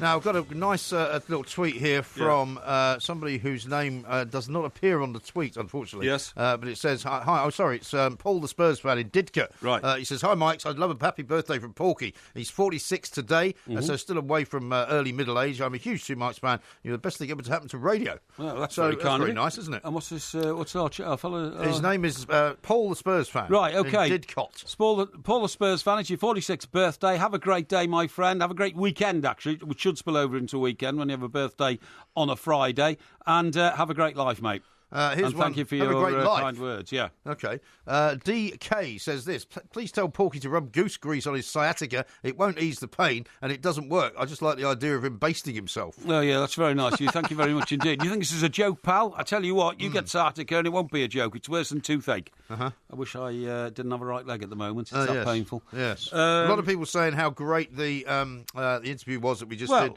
with the famous James Murray from the Impractical Jokers. He was nice terrific, guy, wasn't he? Do you know what? That's a fascinating thing. Those four guys grew up together on Staten Island. Staten Island, yeah. And I mean, Staten Island is probably nobody would choose to grow up in Staten Island before they were born, would they? You know, it's one of the least sort of famous boroughs, I suppose. It is the least New York famous is 5 borough. boroughs, isn't it? Staten Island, the Bronx, Brooklyn, Queens, Manhattan. That's right. It's Staten Island, for me, it was over the other side of the Verrazano-Narrows Bridge. It was. It was a shortcut to get to southern parts of New Jersey. That's right. Or Philadelphia, if you were going there. And the one thing that you remember about it is that as you drove through it, it had all the rubbish tips. Yeah, that's right, all over the place. Well, it's where they had that terribly sickly sweet smell. Yeah. Because they would turn them into sort of, what we used in this country call bings. Yes, or whatever, which were off the back of the coal mines and stuff like that. That's right. It was where, in fact, they took all the rubble from 9/11. They did that there as well. It was all taken out there. But I went there one time because I'd never been. And, you think, well, hang on, I've lived in New York now for 3 years and I've never been to Staten Island. Yeah. So we got the Staten Island ferry. Yes. And, it was the least exciting venture I've ever been on. And when we got there, there was nothing on Staten Island. Right. So what I'm saying is those guys... when you get off the ferry the other side, because I've done that, there's a couple of bars which are completely deserted. The bars are completely deserted. You don't want to order any food because you think the kitchen probably hasn't been used for about 4 days. You know what I mean? I don't need to be slagging off Staten Island too much. No. But what I'm saying is those guys came from that, and I wonder whether coming from such a sort of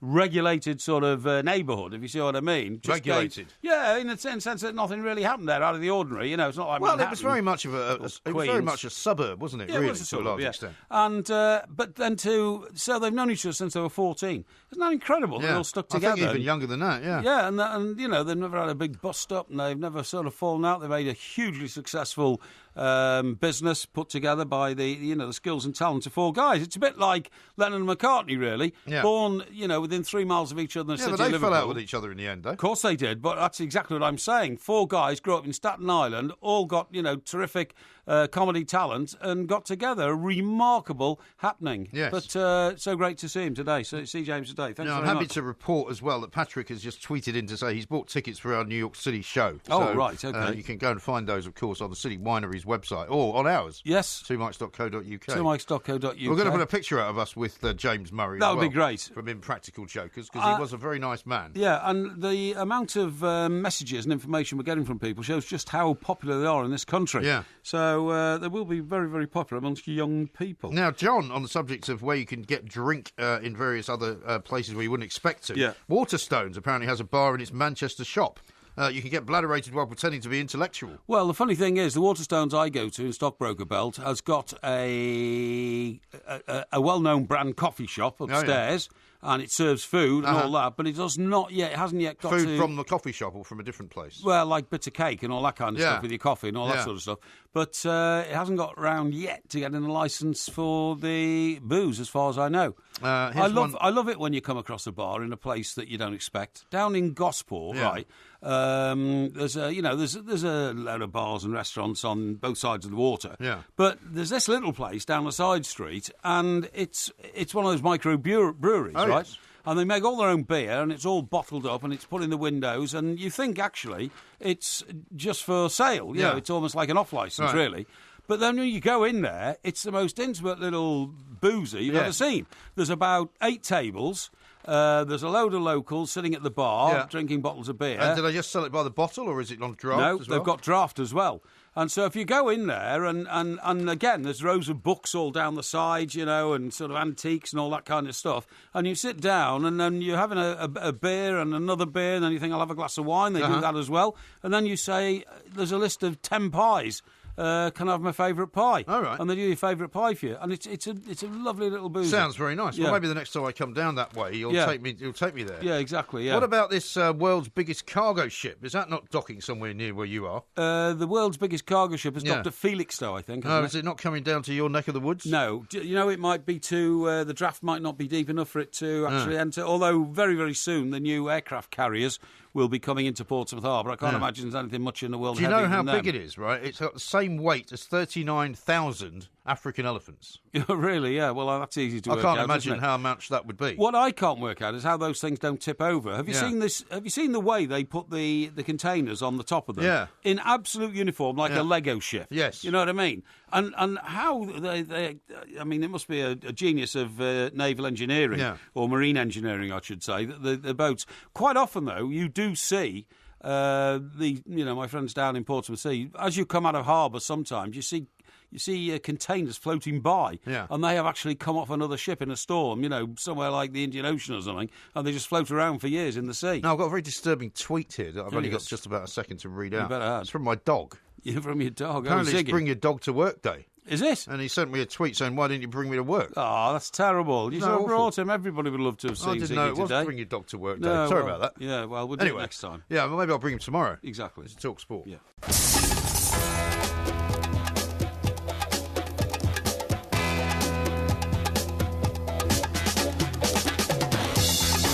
Good afternoon, I'm Mike Graham, he's Mike Parry. You're listening to the two Mikes right here on talkSPORT. We've got another sizzling hour coming up. We're going to talk to a man who knows an awful lot about the royal family, Andrew Morton, who famously wrote about a book about Diana, which blew the lid off the whole royal family way back before, of course, all the terrible things happened to her. Also coming up is Porky Quiz time as well. We're going to be talking about George Best. I'm predicting about 2 out of 10. We're going to mention Iron Brew and why it's not really Scottish. Yes. And also we might be popping down to Glastonbury as well. Certainly. To find out what's going on down there. Very hot down there at the moment, I imagine, but there's possibly some rain expected later. 08717 223344. You're listening to the two Mikes with me, Mike Graham, and Mike Parry on talkSPORT.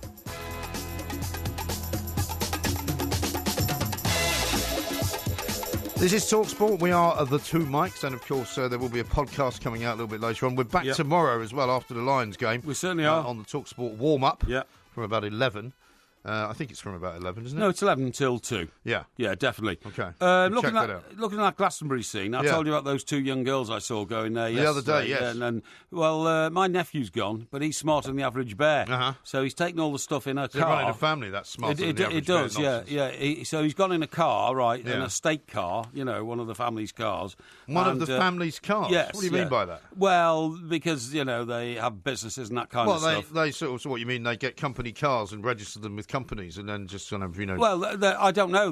All I know is they use a lot of cars, Do and this particular one is of an estate version. Okay. So he's got all the gear in the back, but because he's smarter than the average bear, he bought a trolley because he worked out that when you park up your car, you could be miles away from where you're pitching your tent. Which car places you're going to park it in, though? Because apparently where you park is very important when you get down there. Not so much for when you arrive, right, but when you leave. When you leave, I see, yeah. Because if you go in a car park which is a bit closer to where you want to go... Yeah, you might wait a day to get out. Yeah, it'll take you a day to get back out. Yeah, that's right. Well, I'm sure he'll work that out. He's a very bright lad.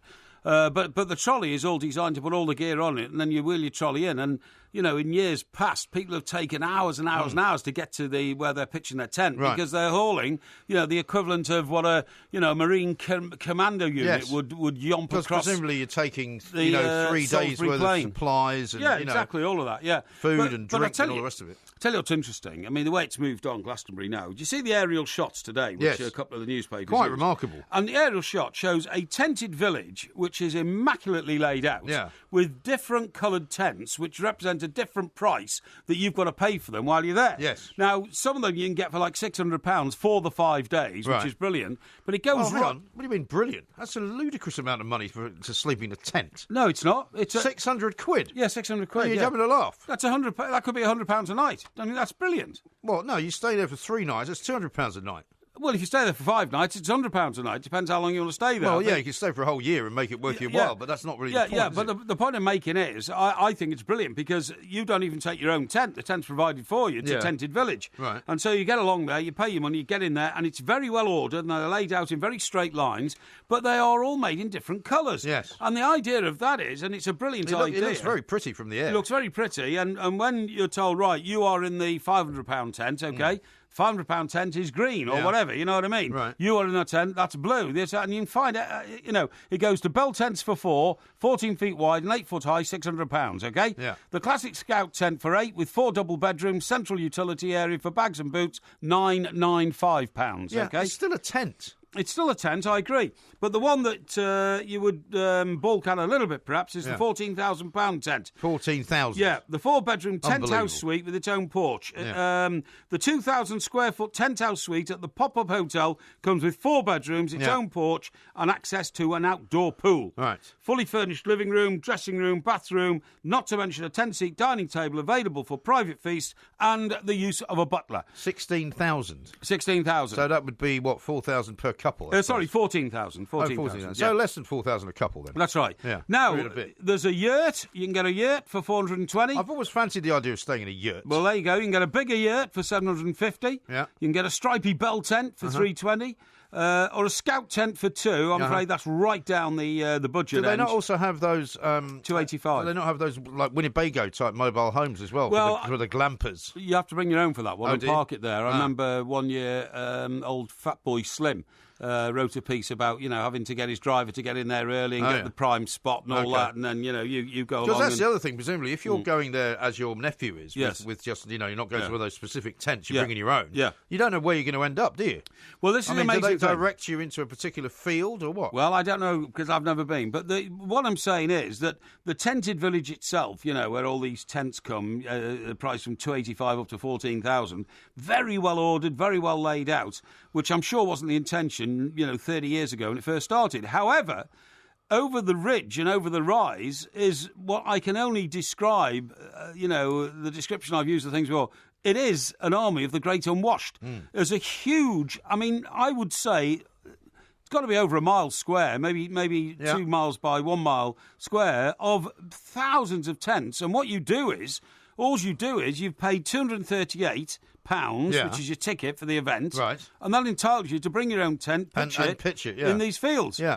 But you see, well, I presume over the course of this weekend, Glastonbury becomes the 6th or 7th biggest city in the country. Something like that. I would agree. But what worries me, I suppose it's an age thing and all that, is how good are the old sort of bathroom facilities and things like that.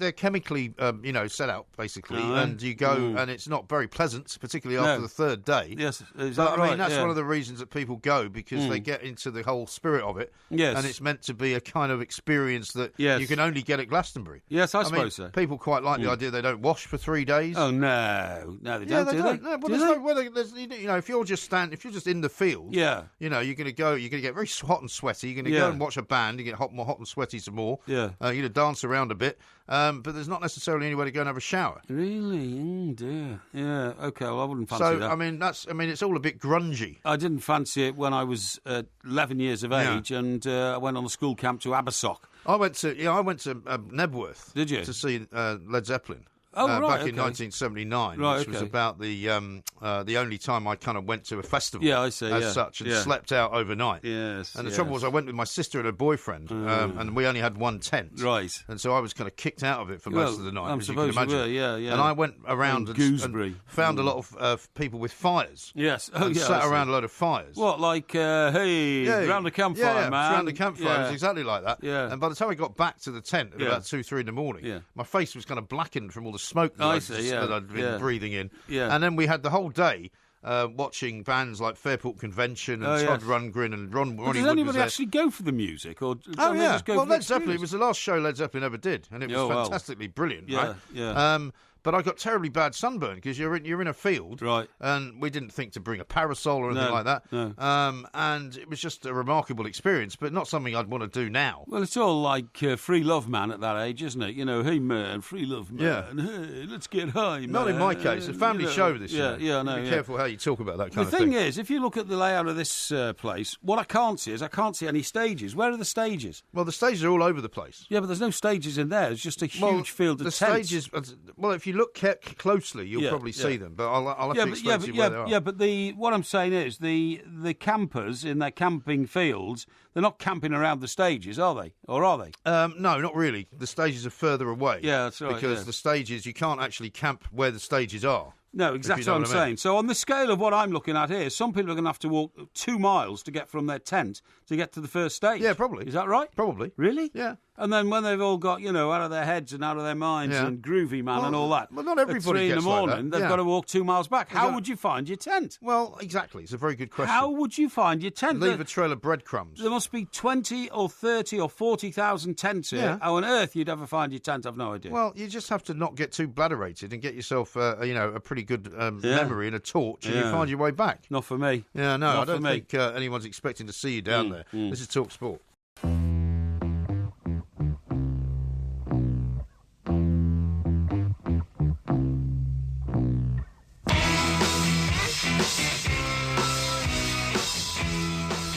This is the Two Mics on talkSPORT. We're with Wick. Save 35% on selected lawn mowers like the Flymo 37cm electric lawn mower. Was $79.99, now just $49.99. Now, we've had quite a remarkable show so far. It's about to get even more remarkable because we've got an old friend with us, Mr. Andrew Morton, who I don't think I've seen for at least 25 or 30 years, and he doesn't look any older, which is very depressing indeed. Oh, I'm terribly envious of you, Andrew. You look great, but as you are the world's most famous royal author, welcome to our studio.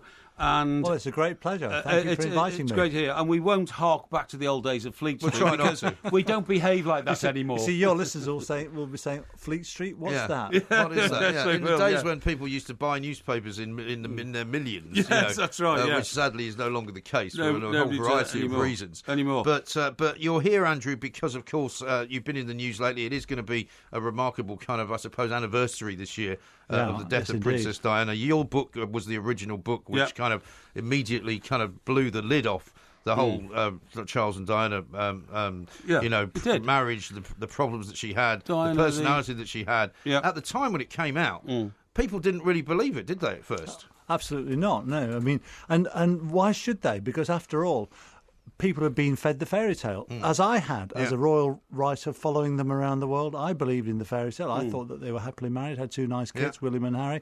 And I remember vividly, and to this day, listening to the first tape that she made for me when she said, "Andrew, would you like an interview?" Of course, you know. And I was in a working man's cafe up in Ruislip, in North Ruislip, and I put these headphones on like today, and all around me people were eating baked beans and eggs and just chatting away, and then I heard this voice talking kind of very frantically about her miserable life inside the royal family, her bulimia, this woman called Camilla. Never heard of her. So she'd done and this it was like entering a parallel universe. It was weird. Had she done this into a machine without you being in her presence? Yes. I mean, I never sat with her and asked her a bunch of questions because I gave her deniability. That's to say that when the book came out, she could look people in the eye and said, "I've nothing to do with me. My friends spoke to Andrew, family spoke to Andrew, but not me." And it gave her a bit of wiggle room. Of course, everybody inside the royal circle kind of really knew that something was going on. But they must have known as well that this was something that could happen because she was so unhappy. Well, she was living a lie. I mean, after all, it wasn't just about Charles and Diana. Remember, these are people who live in palaces. They're surrounded by courtiers, by valets, by butlers, by private detectives.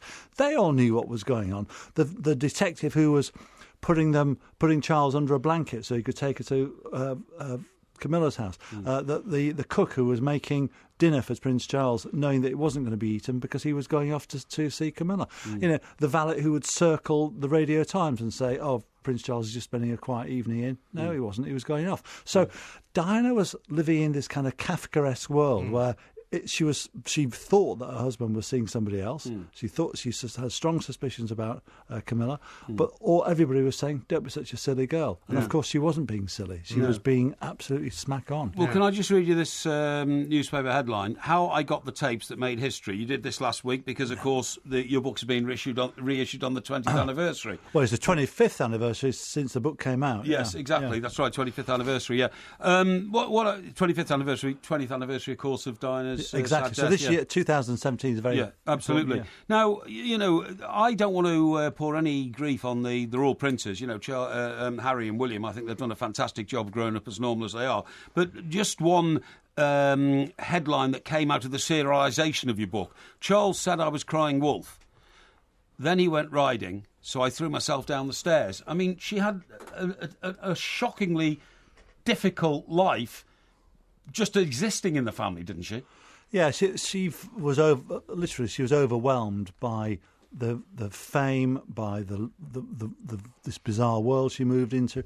Remember, she was pretty naive 20-year-old, and we're not talking Catherine Middleton now, who was nearly 30 when she married and had been effectively living with Prince William for a while. She'd known Prince Charles for most of her life, from a distance, but during their courtship, it hadn't gone on for very long at all, and she found herself she and Charles found themselves barreled down the aisle, and she thought that everything was going to be great. She was going to marry into this wonderful family, and it didn't work out like that. And wasn't there a kind of parallel you could draw in a way with something like almost the Beatles? Because here was a girl who had got herself into a situation nobody really expected it to become as massively huge as it did, you know, to the point where, you know, right up until her death, she was being pursued by paparazzis all over the world. Everything she did, you know, made the front of every newspaper and every magazine in the world. She was probably the most famous woman in the world. And you can't really ever possibly prepare for that, can you? Absolutely not. I mean, she came to terms with it after a while. She realised that there were two of her. There was the real her, then there was the icon. And she realised that she would use the iconography of being a princess to push for her humanitarian concerns. And that's what we saw towards the end. I think that we saw the development of this woman as a very sophisticated, very sleek, very glamorous young woman who was also a worldwide and humanitarian. Yeah. Absolutely. Andrew, it was the scoop of your lifetimes, a scoop of many journalists' lifetimes. How did you get Diana to talk to you? Every other royal correspondent must have had a plan. How did you make it work? Well, I think the fact that I was freelance, I'd worked on Fleet Street for a while, like you guys, but I was freelance at the time. I was independent. I was friends with her friends. I was right. It was for a book. It wasn't for just a quick newspaper article. And I'd helped her with various little PR things, like how does she dismiss a hairdresser without him telling his story. Right. These little kinds of things meant a great deal to her, and she tested me out by feeding me a little bit of information, like Prince Charles sacked his private secretary. And what I didn't realise is that there was a war going on, an unseen spoken war between Charles and Diana, and that war continued both during the book, during the research for the book, but also afterwards, when, you know, Prince Charles's side came after her, and when Prince Charles did his own biography, when it started to turn very Jonathan ugly, Dimbleby. Yeah, absolutely. And the great vilification, in a way, of your book was the Panorama interview, wasn't it? When she went on Panorama, I remember sitting on the back bench of the Daily Express on the night that it went out, and you were just kind of changing the pages with every sentence that was coming out. It was like, what a great splash. Oh, hang on, wait. I mean, it's just incredible. Three of us in the marriage, this whole thing that went on. I mean, you must have felt at one point that you were never going to be able to admit how you got the stuff, and you were going to always be viewed in some way as someone who was kind of making some of it up, when in fact it was all absolutely kosher. It was all absolutely kosher, as you say, and obviously the Martin Bashir interview endorsed the contents of the book, and so there was an immediate sea change amongst, you know, the snobby broadcasters who realised, oh, actually, I've been wrong about this, and then obviously I was never going to say that she was behind it because she was kind of like a deep throat. She was a background source. But then obviously after she died, I did admit that she had helped with the book, because even then people were trying to trash what I'd written. They were, Andrew Neil, who was the editor of the Sunday Times, I saw him on the Frost programme because he took the serialisation. That's right. He said, I've checked every fact in this book and found it to be correct. He couldn't possibly have done, could he? Hey?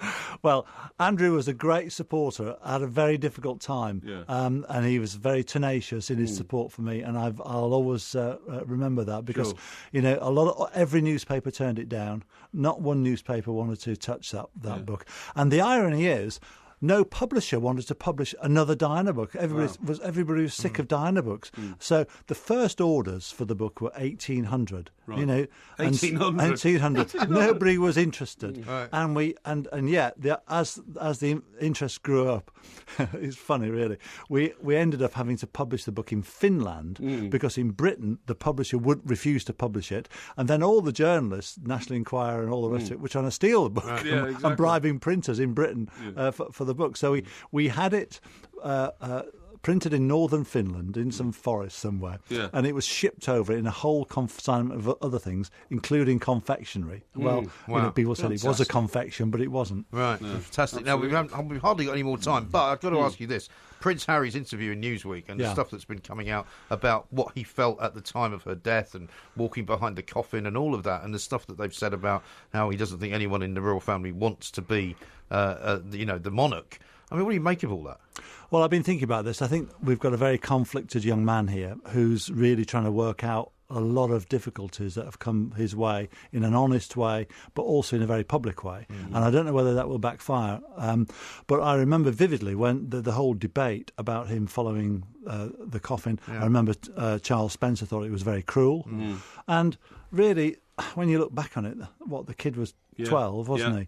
And should any 12-year-old have to follow their mother's coffin? And I think with hindsight, I'm sure Buckingham Palace would say, yeah, maybe we made the wrong decision there. Yeah. The boy should have stood with the Queen, for example, outside Buckingham Palace. Or followed for 100 yards, but also his point about people don't want to be king or queen, historically is absolutely accurate. I mean, George VI didn't want to become king. He took over from his brother Edward VIII, who abdicated to marry Wallis Simpson, who is, by the way, the subject of my next book. Oh, right. And of course, the present Queen, she again got the gig by default, but has been, obviously, as we all know, a remarkable monarch. Yeah. But for her early marital life was interrupted. They were living in Malta. Prince Philip was enjoying his life as a Navy officer, and they were plunged into this, royal world. Yes, fascinating stuff. Well, I wish we could talk to you for longer. We may have to revisit it and come back. Maybe when you get the Wallis Simpson book out. Yes, indeed. It's lovely to see you. Thank you, Andrew. Andrew Morton, who is, of course, very, very famous for writing the first real proper book about Princess Diana, and it's going to be, I think, reissued, or is being reissued it's reissued now, as we speak. Coming up next, though, it's the Porky Quiz on George Best. It certainly is. Georgie, they call you the Belfast boy.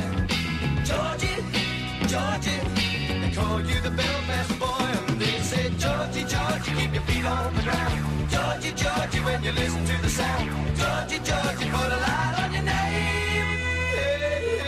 Hey, play the game. Play the game. This is talkSPORT. We are the two mics. I'm delighted to say it's time for the Porky Quiz. It's the end of the week. It's Friday. Yeah. We were talking earlier on this week about George Best, because the new book out about him. What you can be told as well is that we are ready to start it off, but it's also going to be live on Facebook. It so is. if you want to watch the Porky Quiz as well as actually listening to it. Have you put that link out? All you got to do is check out our Twitter page or look on our Facebook page and you'll see the link. It's there right now. Okay. And now, of course, we're going to have the very, very top secret questions delivered to us. So I'm a bit concerned that your producer Izzy has just given me the envelope. Yeah, I saw you and Izzy conferring outside a bit earlier on. What were you talking about? It says top secret up there. Yeah. I just wanted to make Where's sure. Where's the second set of questions then? When I get the first two right. You ask that all the time. There's no need to do that. I'm slightly concerned you're sitting very close to me today. That's because of the camera angle. I want people to know that there is no gerrymandering going on from my side of the table. Have you put this link out yet? The link is on the Two Mics Twitter. Is it? You sure? Yeah, no, of course I'm sure. Yeah, okay. What I'm going to do here is I'm going to put that there so that you can't see my questions. Right, okay. Because otherwise I don't believe you wouldn't cheat. Yeah, I'll watch the Porky Quiz live now. This is the one. Yeah, that's right, it. I've just retweeted that, so there you go. Yeah. It's live. Can we hurry up, please? We are away. Are you ready? Yeah, let's go. Right, now, if you get one right, you will hear this sound. Georgie Best! If you get one wrong, you'll hear this sound. What sound? I'll get it right in a minute. That one. Yeah. Okay, ready for question number one? What was it? Sorry, what's the sound if I get it wrong? I'll get it right in a minute. Oh, I see. Right, okay. You happy with that? Yeah, but I thought our tech-up was actually talking about himself getting it right. No. Okay, fine. Now, question number one. Okay. How many international caps did George win with Northern Ireland? With Northern Ireland, George Best won 37 caps and scored 9 goals. Georgie Best! 37 is correct. Question number two. When did he make his debut with Manchester United? His debut for Manchester United was in 1964 at the start of the season. So month-wise, I would say it was... The season starts in August, and Georgie, I think he played in the opening game, if not the second. August 1964. Incorrect. I'll get it right in a minute. It was actually September 1963, when he was only 17. What? Against West Bromwich Albion. Oh, yes, it was. Question number three. Yes. What is the name of his reality TV star and model son? Now then. Let me see. I'll have to hurry you. Yes, sorry, I know now. I've got it in my head. He's only got one child. Callum. Correct. Georgie Best! 2 out of 3. Question number 4. Playing for Fulham against Hereford in 1976, he famously tackled one of his own teammates. Yeah. Who was it? Rodney Marsh. Correct. Hooray! Hooray! 3 out of 4. Have you actually done some research on this? Yeah, of course. Extraordinary. Yes. Question number 5. George was famously drunk on TV in an interview with Terry Wogan. Yeah. When was that aired? I'm looking for a month and a year. A month and a year, Yeah. okay. It was... So you haven't seen these questions? No, I haven't seen the questions. Now, that was between 1980 1985 and 1989. So, as a median, and it's a very bizarre question, this, by the way. This is not about George Best. This is about a TV schedule. Well, no, it's about George Best on television. It's about a blinking TV schedule. It's about George Best on TV. I would say it was September 1987. Incorrect. No. September 1990. What? Question number 6. Yeah, but you see, that's a TV scheduling question. That's not a story about how many goals George Best scored, right? It's not a quiz about George Best's goals. It's a quiz about George Best. Get on with it. Question number 6. How many appearances did he make for Manchester United? For Manchester United, yes. In total, yes, he made 361 appearances and scored 162 goals. I'll get it right in a minute. Incorrect. No. His total appearances were 470. No, they weren't. Yes, they were. No, there's 2 sets of figures, and that one's wrong. Oh, what, 2 sets of figures? Yeah, I really? researched all this. He actually only paid 360 for Incorrect. Manchester United. No, I'm right. Question number 7. Best played for 3 teams in the USA. Yes. Can you name one of them? He played for a team in Florida. He played for a team in California, and he played for a team in Sacramento. Yes, he played for the. I need a name of a team. Yeah, I know. Fort Lauderdale is one of the teams. What's the name of the team? It's the team in Fort Lauderdale. Fort Lauderdale? Yeah. What's the name of the team? Fort Lauderdale. That's like saying you played for Manchester. No. He also played for the Aztecs. He played for the Aztecs. And where are they based? The Los Angeles Aztecs. I'll accept that. Hey! Question number 8. Yeah. Which club rejected George Best for being too small and light? Too small and light? Yeah. A club rejected him. That would have been... let me see... I believe that was Burnley. Incorrect. No! It was Glentoran. Oh, well, you didn't say, did you? Like an Irish team over there when he was like a kid. Oh, what, you want me to tell you where they are as well? No, ridiculous. I'm not going to offer in professional terms anyway. Question number 9. Another gerrymandering. Who are the other 2 figures in the United Trinity statue outside Old Trafford? The other 2 figures in the Trinity statue are Dennis Law and Sir Bobby Charlton. Correct. Hooray! Question number 10. Yes. George played for Hibernian in the 1979 to 1980 season. Yeah. How many goals did he score? For Hibernian in that season, he didn't play too many goals. He went missing drunk. And, do you know Ken Lennox? Remember the photographer? I do remember Ken Lennox, yeah. Ken took a picture of him at a table behind 12 bottles of beer when he should have been playing for Hibernian. That was when he went out with the French rugby team, wasn't it? That's right, yeah. He scored 4. Incorrect. No! I'll get it right in a minute. He scored 3. 3? Well, I said 4. Well, that's wrong. Well, that's close enough. No, it's not I close get half enough. a point for that. No, you don't. I didn't say 14 Let's and see, say 1, 24. 2, 3, 4, 5. You got 5 out of 10, which for you is pretty good. And I've got 2 near misses. 2 near misses don't count. 5 out of 10. That was the Porky Quiz. Thank I would you. say pretty disgraceful for somebody who claims to be a George Best fan. I'd say pretty Watch brilliant. it on Facebook Live. This is talkSPORT. Because the ones I got wrong were only just wrong. Yeah. Indeed. Now, I've got lots and lots of tweets coming in about the quiz. I've got this from David who says, Parry, for someone in great pain, you are moving and messing about a lot in great ease. So once again, you've been exposed as a complete and utter gerrymanderer. No. But we'll come back to that in a second because we've got to go to JB Luddy, who's down at Queen's for us. If any more as top seeds get knocked out, David, I don't know what's going to happen. Well, there are 3 former champions playing in today's quarter-finals, so that's good. Marin Cilic and Grigor Dimitrov, world ranked 7 and 11, and the American Sam Querrey. Now, they've all won this title in between the 5 Aegon championships captured by Andy Murray.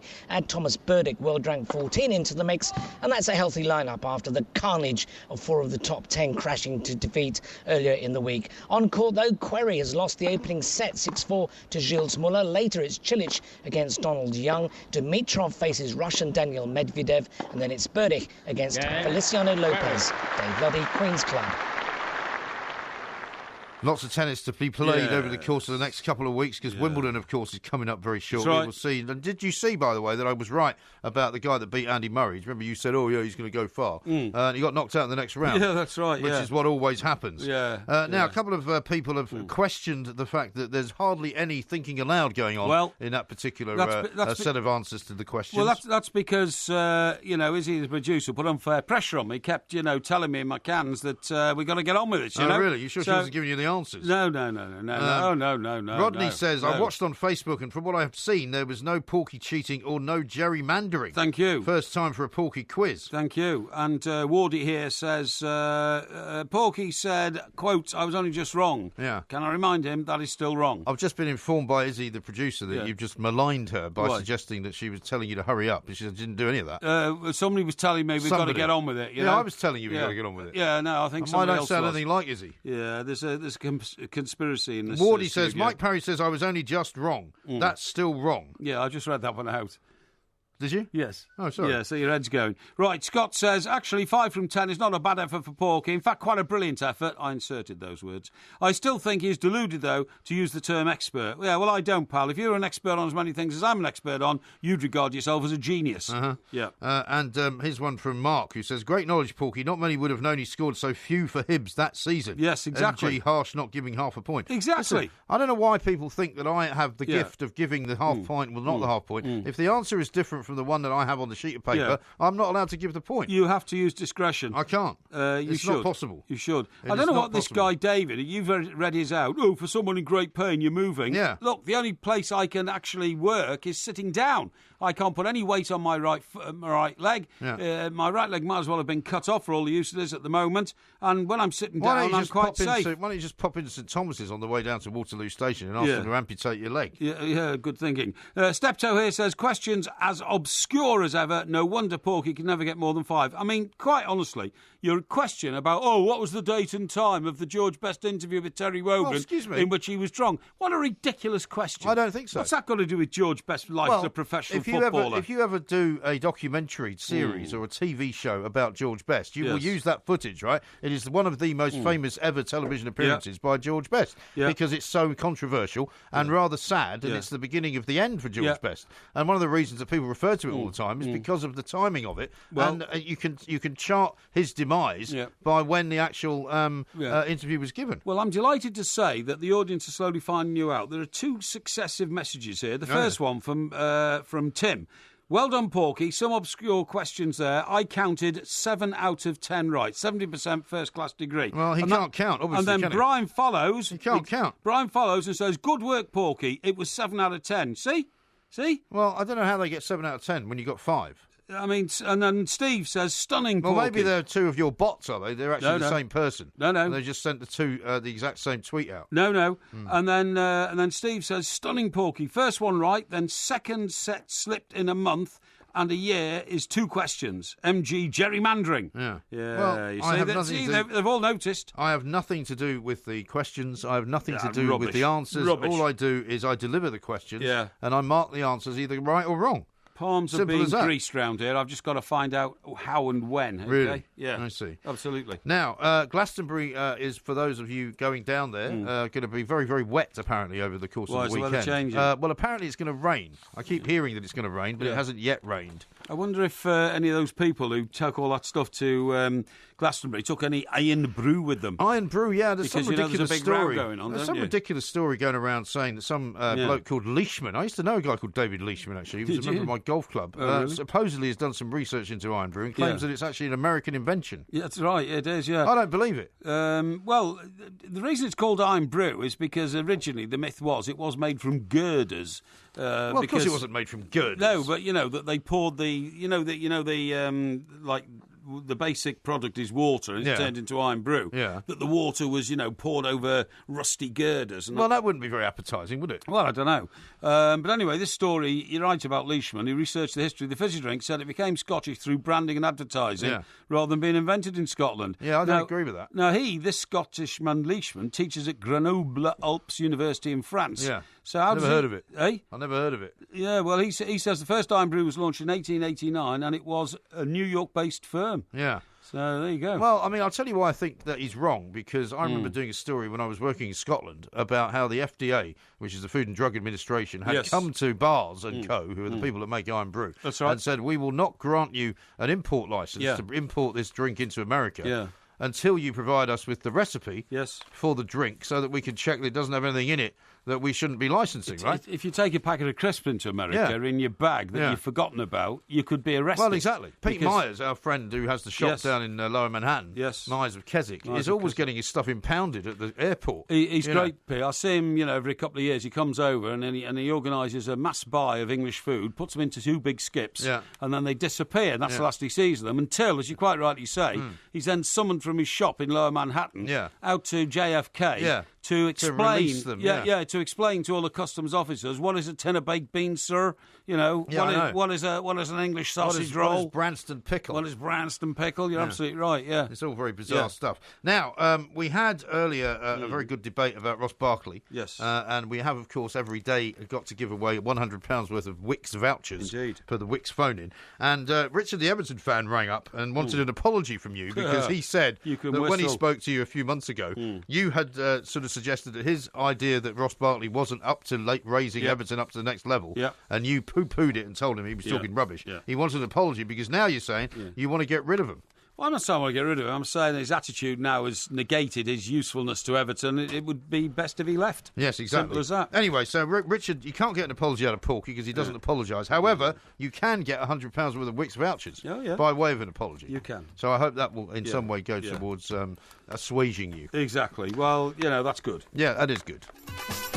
Don't forget to come back tomorrow for another sparkling, as fizzy as a bottle of champagne podcast from the 2 Mikes.